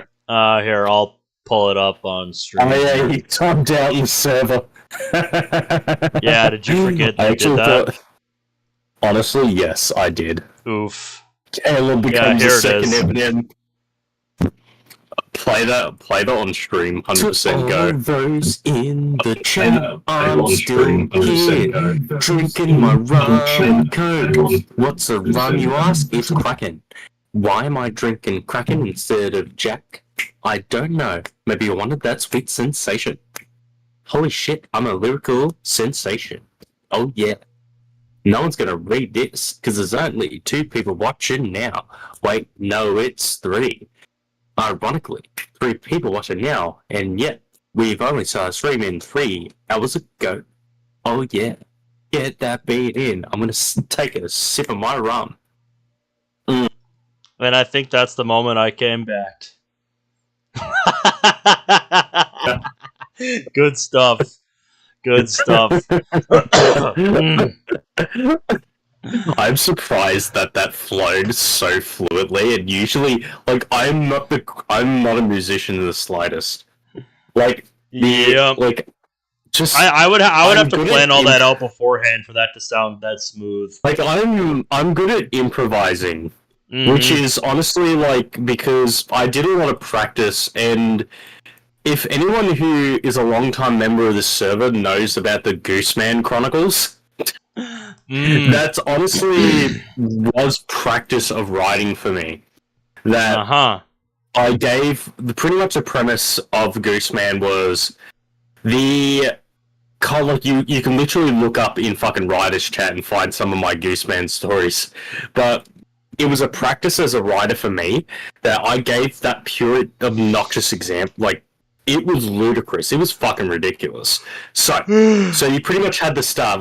Gooseman was a child of man and goose, and he was the son of man and goose, and he's trying to find his thing, trying to find his sense of identity or some shit. And then it was pretty much just blindly trying to continue that story. And like it literally it is pretty much just the most ludicrous parts of my mind just going off the course. Like literally beating like it I've gotten so much shit with it. It's like it's beating a mermaid to death with a crowbar. And ended up pretty much falling in love with a girl who ended up being a prostitute that gave him syphilis. Becoming the leader of a prison gang. And at one point I went into an AI writing generator, and it pretty much, like, I gave it the premise of what a Gooseman story should be, and it ended up being probably the greatest fucking story ever written. And it was just, like, the most fucked up piece of narrative I have ever seen. Like, literally just, like, Gooseman, like, after killing most of the world's population because they made fun of his limp, goes into a rock band with Satan. And then because Satan insults him, he decides to rip off his penis and choke him with it. Wow. That escalated quickly. God. I mean, that really got out of hand fast. Dude, it's in Ryan's chat. 100%. I can go find this. I have... Yeah, if you look up the Ryan's chat for... I'm just saying, that is... one of the most absurd things I've ever heard. I'm going to reply, and this is the AI plot. And generally, that one wasn't written by me, but generally to practice writing, to like improv writing, the fucking screen thing. To pretty much practice writing, and especially improv writing, the Gooseman Chronicles was good practice for me. To kind of just make that creative goes all the way back to March of last year. That's almost a year ago at this point. Yeah, because I've been at this for a few years, generally writing. Like, I wrote... If you look in Writer's Chat the other day, I created something that was... like, it was an interpretation of Rabid's story about his Lost in Expedition thing. And I created my kind of own interpretation to, like, the first paragraph, which expanded a bit on different characters, like, the concept. Like, I gave him something that, like, what he wrote left a lot up to interpretation. Like, what's going on, so I gave my own interpretation of that. And that was honestly pretty good practice, like, just getting to free-flow writing. And my mentor taught me a few things when it came to writing, is that, one, characters are the most important part of a plot, because a character is a window for the reader to experience a story. You can have an amazing fucking plot, but if your characters are flawed, your story fails. Exactly, because the character, the reader, has no vantage point to view the story through. It's like at that point they're just like hearing a plot. They're not invested in any of the characters. They don't care about what's happening because it's like they don't care about any of the characters. Reading the timeout, learn more. But yeah, fuck it. Let's be nice to this bastard. Where is he? Remove timeout. There you go. Okay. Have fun. I removed your timeout. Damn, they just have Fire Emblem 3 houses in here. What? But a couple of things because a lot of how writers struggle with writing is because they're overly critical with writing. One of the things I learned as a writer and someone who studied trying to write more, the best example to write really fluently is to first not be critical. To first be able to... What the fuck? What? What's this? I'm assuming this is a completely different thing. Troll guy, all of you should die. What the fuck? I don't know what the fuck's going on with this, but this has nothing to do with this server.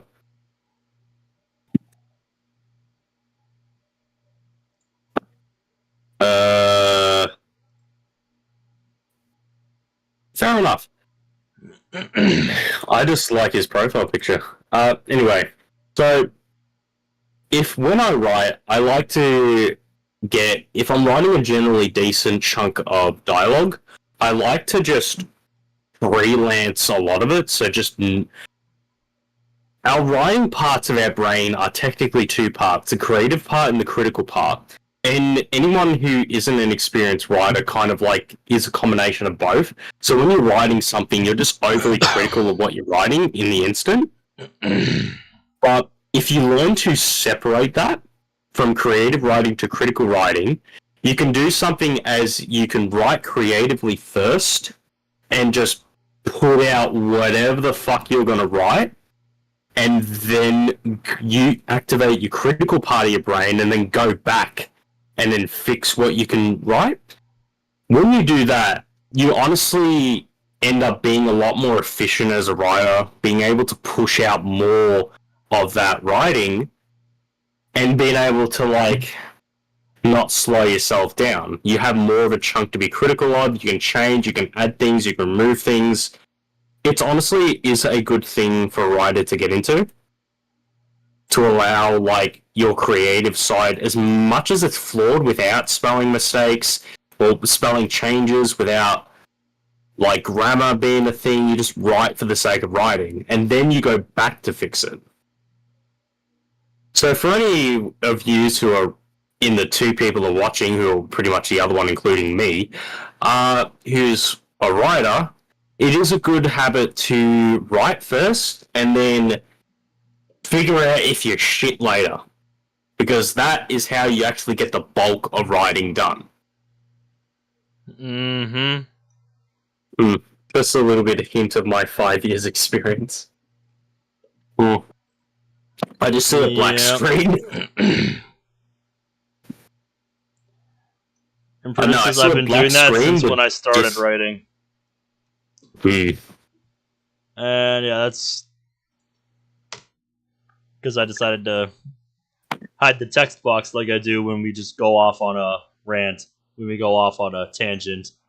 No, that's fair enough. Sorry, it's just... Well, I mean, you have a lot to say about the topic. It's something you're clearly very passionate about, so... I am passionate. I'm passionate about... Like, I was very passionate about modding about 4 years ago, and as much as, like, the bad experiences in my life made it very difficult to enjoy to a specific context, I still have a deep appreciation for people who enjoy a good story.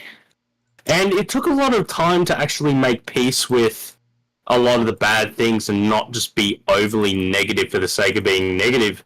It took a long time to actually be able to appreciate some, like, even DDLC and modding for what it is, rather than slapping on the label that it's a mod, it's automatically going to be shit. Why the fuck are you putting all your time into this? Like, you can appreciate and judge it for what it is, for its worth, for what it is, not because it's just a mod. And that makes me, like, look at the fact that, like, even Poems of Grisaya is just like, is this in memes and shit posting or mod talk? It's in mod talk. I look at Poems of Grisaya and I just see this as just, okay, this is 100% a cop-out, what the fuck are you doing with yourself? And then I see kind of stuff like that Isolation demo, where as much as not everything was cohesive, at least they tried to be unique in their own way, which that I can appreciate. Like, that was probably one of the most cleanest menu UIs I have ever seen. But it also comes a question, it's like, this does not match very well with the theme of DDLC, so it's interesting how they would going to take it that way.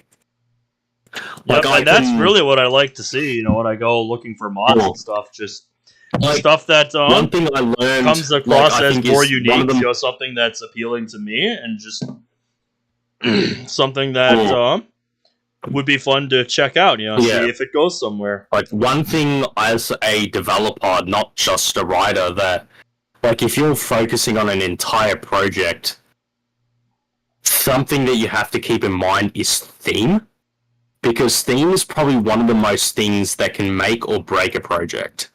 Is whether or not your theme's consistent. 100%. And a lot of, like, take in projects like even the old Doki Doki Purist mod. Yep. Like, that had a few minor changes, but at least its theme was consistent. Then compare it to something like Exomusic Redux, where story-wise, it was really good.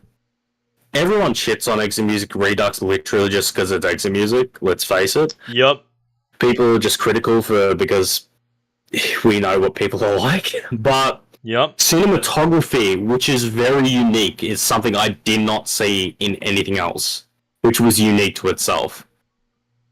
The only thing I think that ruined it was because the authors made a spite, and that pissed me off. But there's also another thing that I will criticize it for is the general theme and UI. That Radiohead look of things and kind of the music did not match up with a lot of things. It kind of clashed with it. You look at the main menu theme and look at its kind of Radiohead, like, you know what they were trying to go for. Yep. But it just begs the question, why were you doing that? Other than just you like Radiohead. It makes no other sense why you did that. Like, it's just, it matches none of the story themes. It matches barely any of the music. You just threw together kind of that and added that just for a bit of flair, and it didn't work. Like, I always will say the perfect example to theme is a visual novel I like, and I'll put this in gaming. Sickness is a visual novel. That one is probably the perfect example for a small-time visual novel that got theme correct. It knew what it was going for, it knew the music, it knew the art, the UI, all of it was consistent. And that adds to quality. Because most of the time, if there is a inconsistent flaw, it makes something look worse. It makes the good things of a project look worse than they actually are. So, for anyone who's creating a project, having a consistent idea of what theme is a good idea. And that's why I always will say, for modding example, if you have a good UI, if you have different music, if you have a completely different menu theme with colorization, alter the entire thing. Don't fucking stop at just a main menu theme. It's gonna be shit me if you have like a greyish, translucent fucking menu theme and you just go to polka dots pink with a text box. That is gonna shit me to tears. Deck yourself. And I've seen so many projects that go to that fucking length. And at least if the theme is consistent, it adds to a project and it doesn't take away. Which Exomusic Redux did that. And that's disappointing. It's always nice actually getting to activate, like, experience fucking me mode. It was nice to listen to. I drink all the time. Yeah.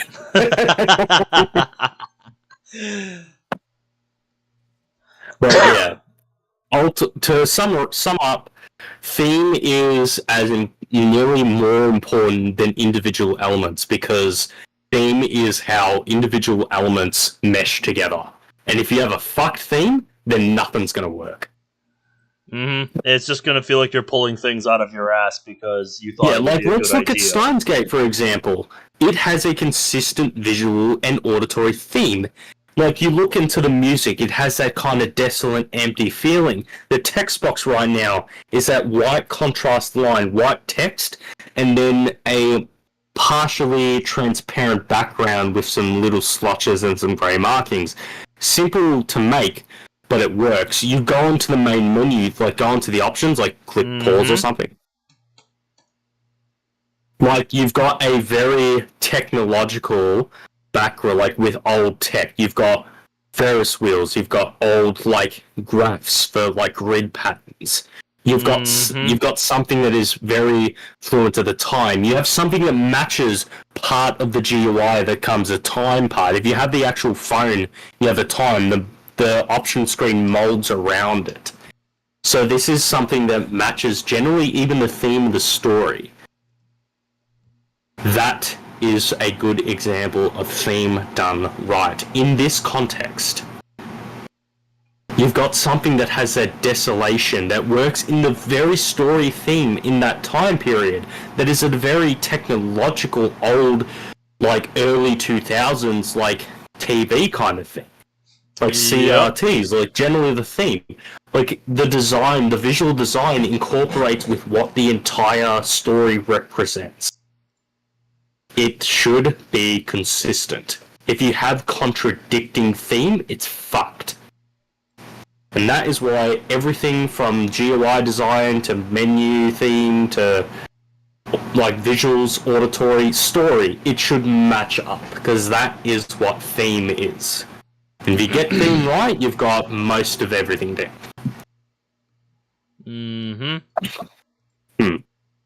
Anyway, sorry for going off. It's just, yeah. It's alright.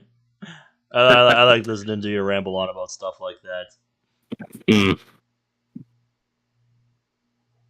Just makes me excited for that project of yours when it finally does get released. Now that's another issue I've got to deal with, is the fact that I've literally put my project on a pedestal beyond myself. And realistically, I need to get back into it. Which hopefully, like, I will do my best with it. And I've gotten probably the first chapter fully planned, but I've got to really think of how I'm going to incorporate things moving forward. That's pretty much my only plan at the moment. Yep, and hey, these things take time, so you don't have to. It's taken 6 years, dude. Yeah, I know. And it has not, and because there's just so much shit has happened. Like I think I can count nearly 30 people have assisted me with the Blood Cipher over this years, and then once again it is back to just me. So yeah. Anyway, I'm gonna go to the bathroom, so I'll be right back. Alrighty. Quite the tangent we went off on. Yeah, I'm not much of a writer myself, but I find this kind of stuff interesting to listen to. Anyway, let's get back into it for a bit. It's 2:47 in the morning for me now, and I'm gonna be signing off pretty soon. Thank you, Karisu. I'm glad I told you. Oh yeah, it has been a few days. Damn, it's a week later. August 20th. As I enter the courtyard, I can almost feel the heat slowly drain away. Besides the main building stands a large tree. Its branches, coated with vibrant leaves, sway in the gentle breeze. The shrine is cooler than the streets of Akihabara proper. Maybe it's because Kanda River is so close. Most definitely is. As usual, the shrine is empty. I find myself standing before the offering box, gazing into the inner sanctum. I wonder if Luka goes home. Her family should be here too. How should I call for her? Just then the wind suddenly lets up, and the sound of rustling trees stops for a bit. In the silence, I hear someone sobbing. It sounds like it's coming from behind the main building. I slowly head towards the sound. Luka's here. Yep, just in time. Nice. We found Luka behind the main building. Nice. At the shrine. Luka is there, sitting on the grass, hugging her knees as she cries. Samadari is in her hands. Lukako? Okabe-san? Luka looks at me with wet eyes, but immediately afterwards she buries her face into her knees. Then her shoulders start shaking once more. Yesterday, I went to my Yuri-chan's funeral. Everyone cried.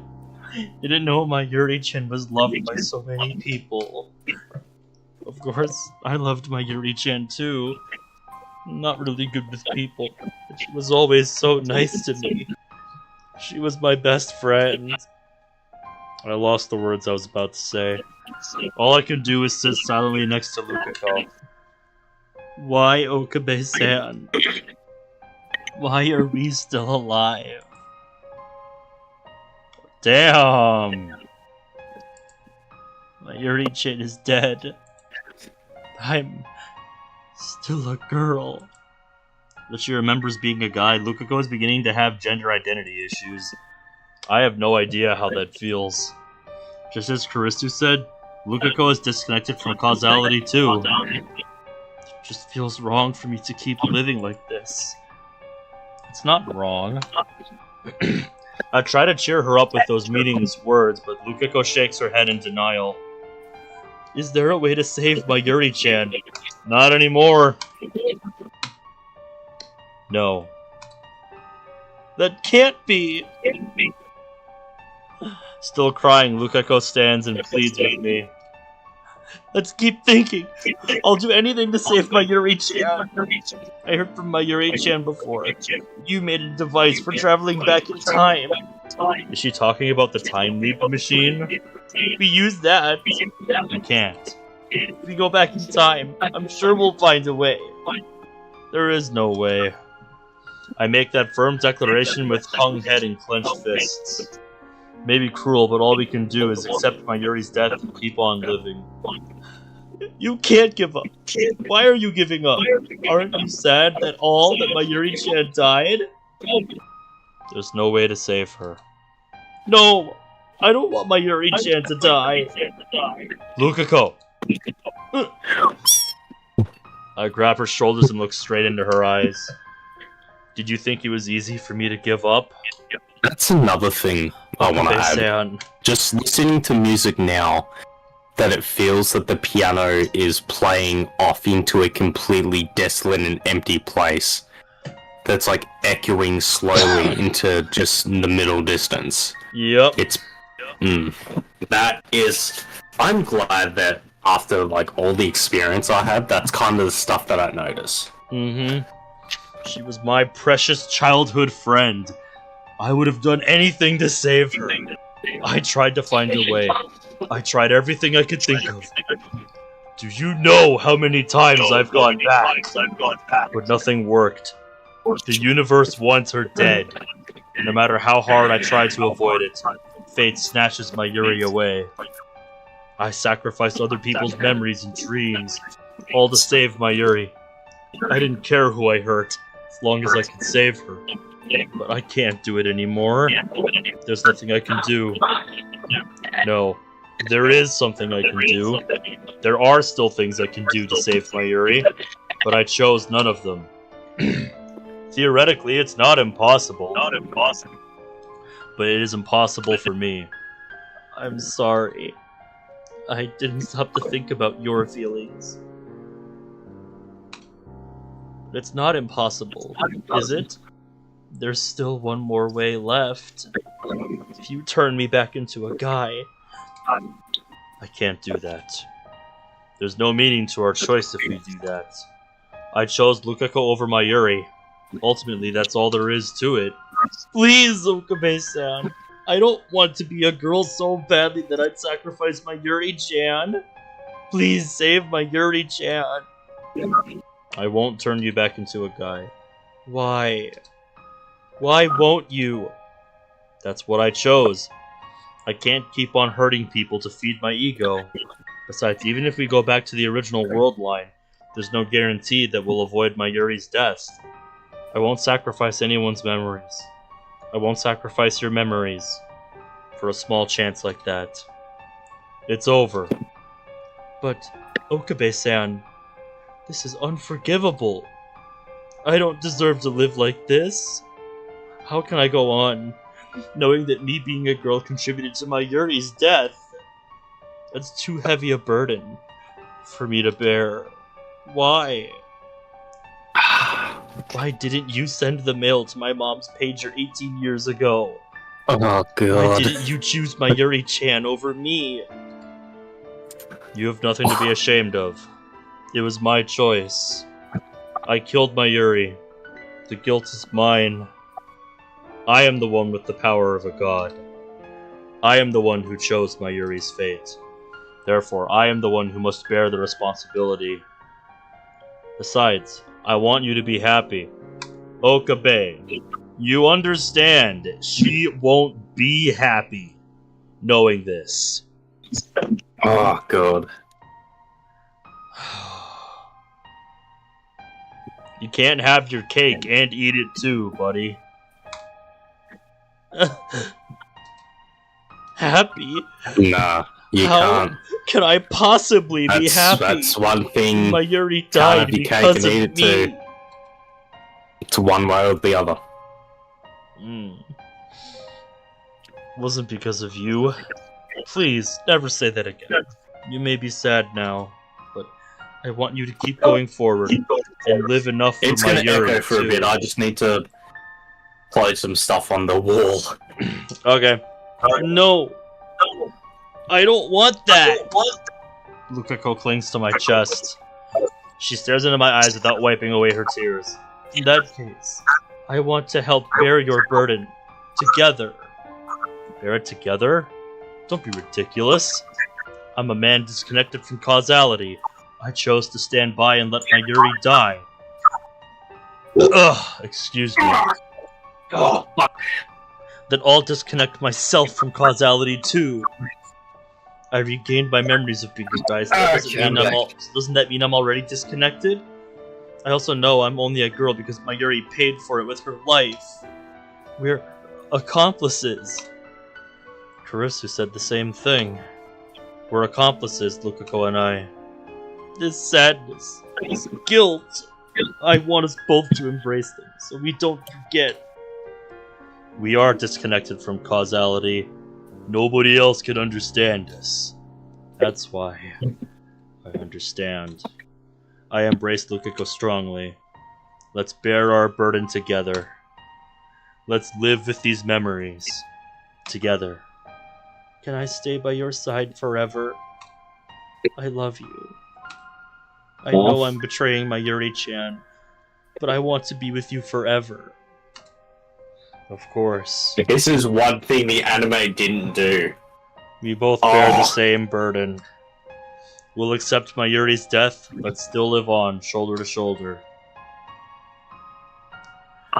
Afterwards, we pass the time, sitting in silence till the sky turns the color of dusk. Lukako rests her head on my shoulder. I embrace her and feel her breathing next to me. We gaze silently at the sky, and in our hearts, we pray for my Yuri's happiness in the afterlife. I'm sorry, my Yuri. I'm sorry. Hey, Okabe-san? Lukako raises her head and breaks the silence. I can see firm resolve in her expression. There's one thing that I should have done for my Yuri-chan, but didn't. Because I didn't, I made her sad. What would that be? Cosplay. Oh. Oh my god. Yeah, that. These last few weeks, my Yuri was constantly asking Lukako to wear the costumes she made for her. But Lukako was too embarrassed to try. I remember my Yuri on the day she died.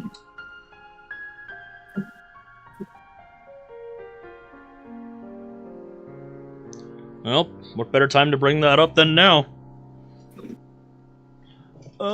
You're I think right. Luka-chan would be a perfect Yuri-chan cosplayer.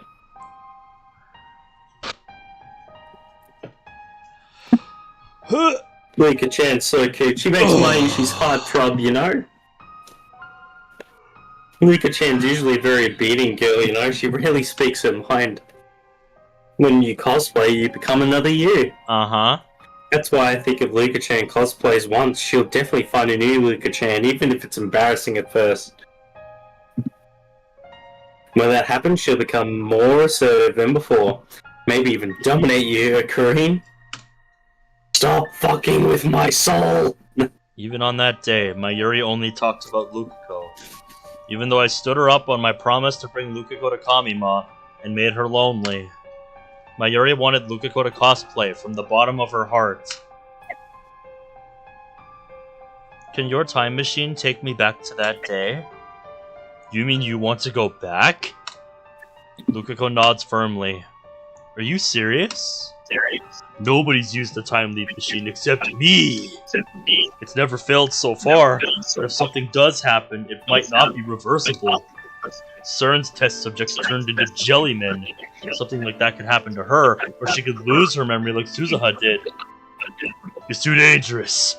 So far, I'm the only one who's used it. Please! At the very least, I want to see Mayuri-chan off with a smile. Because I wasn't able to do anything for her. I thought you couldn't handle all the otaku. I am a bit scared. This is something I have to do. Besides, I want to truly be the same as you, Okabe-san. If I use that device, I'll be completely disconnected from causality, won't I? And then I could feel what you feel. So please. Her innocent feelings warm my heart. Lukako truly cares for me and Mayuri. Fuck it, I've waited another hour. I need one of these. In the end, I have to grant her wish. When we get back to the lab, no one is there. Just a few days ago, Mayuri, Kurisu, Daru, and I were laughing here together. With Mayuri gone, nothing seems to remain from those days but dreams. The lab feels truly empty. But I hide those feelings and lead Lukako to the development room. Luckily, the 42-inch CRT is turned on downstairs, so we can start the time leap when ready. What time will you jump to? The morning of that day. If I jump to the day before, I don't think I'll be mentally stable enough to accept it as reality. That's why. So she's choosing the morning of that fateful day, so she can cosplay with a smile. But to jump to that day would take at least 3 consecutive leaps. Will she be able to get all the way to the 15th? But despite my worries, Lukako remains undaunted. Once you've leaped safely, get in touch with me. I'm sure I'll help you get to Mayuri. Lukako remains undaunted. I'm very worried about what's gonna happen next. Yeah. I cover Lukako's head with the time leap machine's headgear. Her body is clearly shaking. But that's understandable, I guess. Even I'm starting to get tense. My heart feels like it's about to explode. This is the first time leap machine experiment with a subject other than me.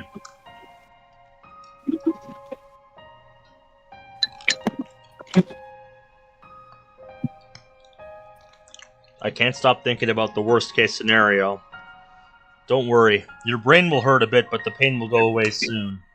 Okay. You must not get distracted once you reach the other side. Calm down and try to grasp your surroundings. It'll be okay. I'm with you. I gently caress Lukako's cheek. She responds with a small sigh of relief.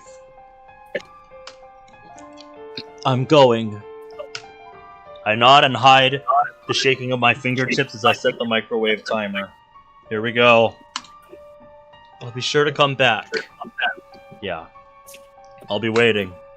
I smile to Lukako. Immediately afterwards, the discharge fills the room. I open my eyes wide in wonder as Lukako's body begins to shine. The building shakes violently. The smell of ozone fills the air. The light is blinding. I can hardly keep my eyes open. Oh, Kubese! Lukako's cry is suddenly cut short.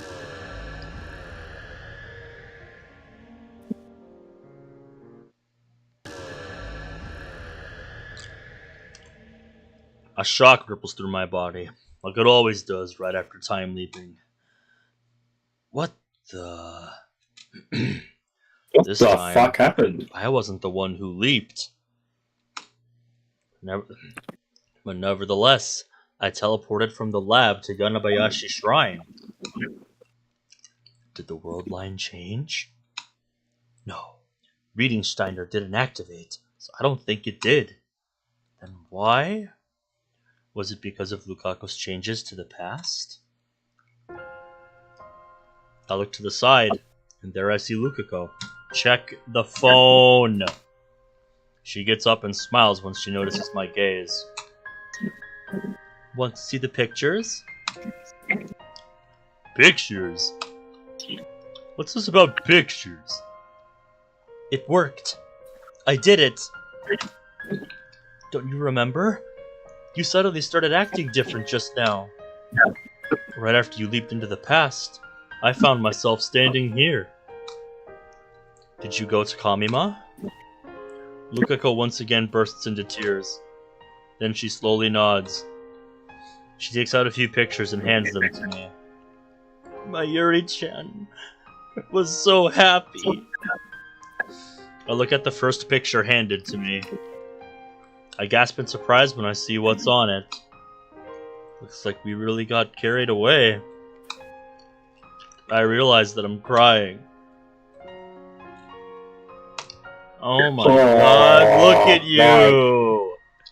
Oh, she really did it. Oh. In the picture. Oh. Mayuri is smiling. And we're smiling with her. I'm with you, Prudence. Oh my god. Why is life so cruel? Whoa. I don't know what's happening. Change? It must be it. Yeah. That was an abrupt ending to the route. We did it, guys. Okay. Well, I'm adding that to the title now. Luka's ending. Yeah. We've been at it for 4 hours or so. It's up to you if you want to continue. I was looking for a spot to end, but now I don't have to. Yeah. Oh, that's such a heart-wrenching ending to the route. Oh my god. Mate, we should have had that as the thumbnail. Oh. Fuck it, send me the picture, I'll slot it in. I still got, the thumbnail stuff set up for this thumbnail. So fuck it, send it to me and I'll do it. If you want. The Steins Gate. No, that's the game. I want SG. I need... So yeah, dude, all the people watching this in the future are gonna go, what does he mean thumbnail achieved? Oh, the past episode. No, for all y'all who stuck this out to the end in the future, no, now you know the real reason. Yeah. I'm fourth dimensional like that. No, I'm not.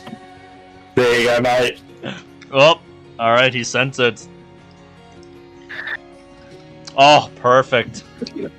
Let me just go ahead and yoink that into my browser, put that in my overlay stuff, thumbnail backgrounds.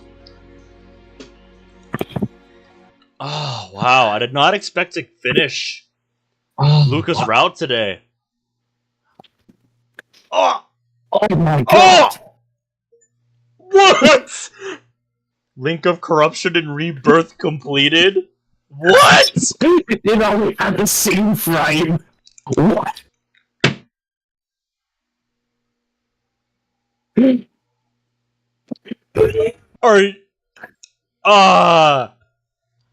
I have not gotten a whiff of just like, oh, we think it's over, but wait, it's not, since like we realized Mao was alive for the second time.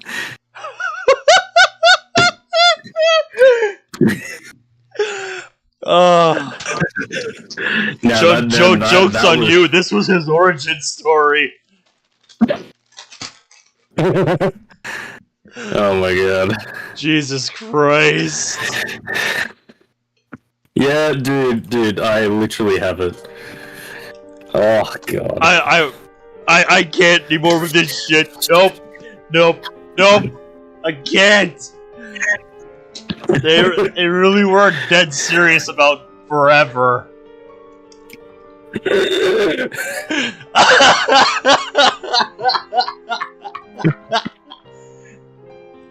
God damn it, imprudent.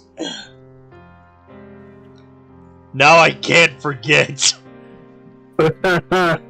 Oh no. Oh man. Oh my god. What is this game?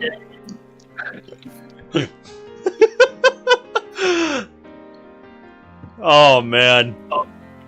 Now I have no fucking clue what we're in for next time. And guess what, guys? If you don't already know, by joining the Discord server, we're at it tomorrow. Yep. I don't have much time to wait. I won't have to wait long to find out, at least. But man, I don't know if I'm ready for it. But ready or not, I'm gonna have to face it. What a fucking ending! That almost gave off like the same vibes as like when we were going through the specials of Exit Music Redux, and then just at last minute they decide to put that CG fucking as a flash just to fuck with us. Yeah, it gave off those vibes, just like what? Fuck you. It's like, you know, we just letting the credits roll, talking about, you know, joking about the thumbnail, and then that. And we're like, what? It's alright, Sun Smog. It'll be a hell of a recap. Watching it back. Holy shit! Oh god, guys. Shit, this route. I clicked on stream when it started and was AFK, forgot about it until now. Congratulations! We're ending! We've got a massive fucking hit right as the stream is ending. Yeah. Oh god. All good, what are we man. doing now? I don't mind the lurkers. Nice. You guys are the real heroes, the lurkers. Yes. But, yeah, now I have to brace myself for the next episode. So, which if you'll excuse me, I'm gonna go edit the thumbnail now. A little bit tricky. Which I think it is the... Ooh.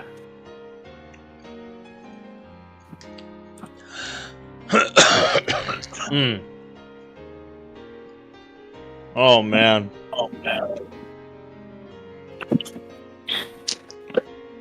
So, then we're on to chapter 9 afterwards, which is going to be awesome. Yeah, no kidding. Looking forward to I that. Think there is only one CG that gives it justice. Oh, for chapter 9? Oh, yeah. Well, I'll be looking forward to getting that set up for tomorrow. So yeah, I'll see you all tomorrow. Thank you guys for watching, and I'm gonna go cope with the consequences of our actions. So yeah, until then, take care.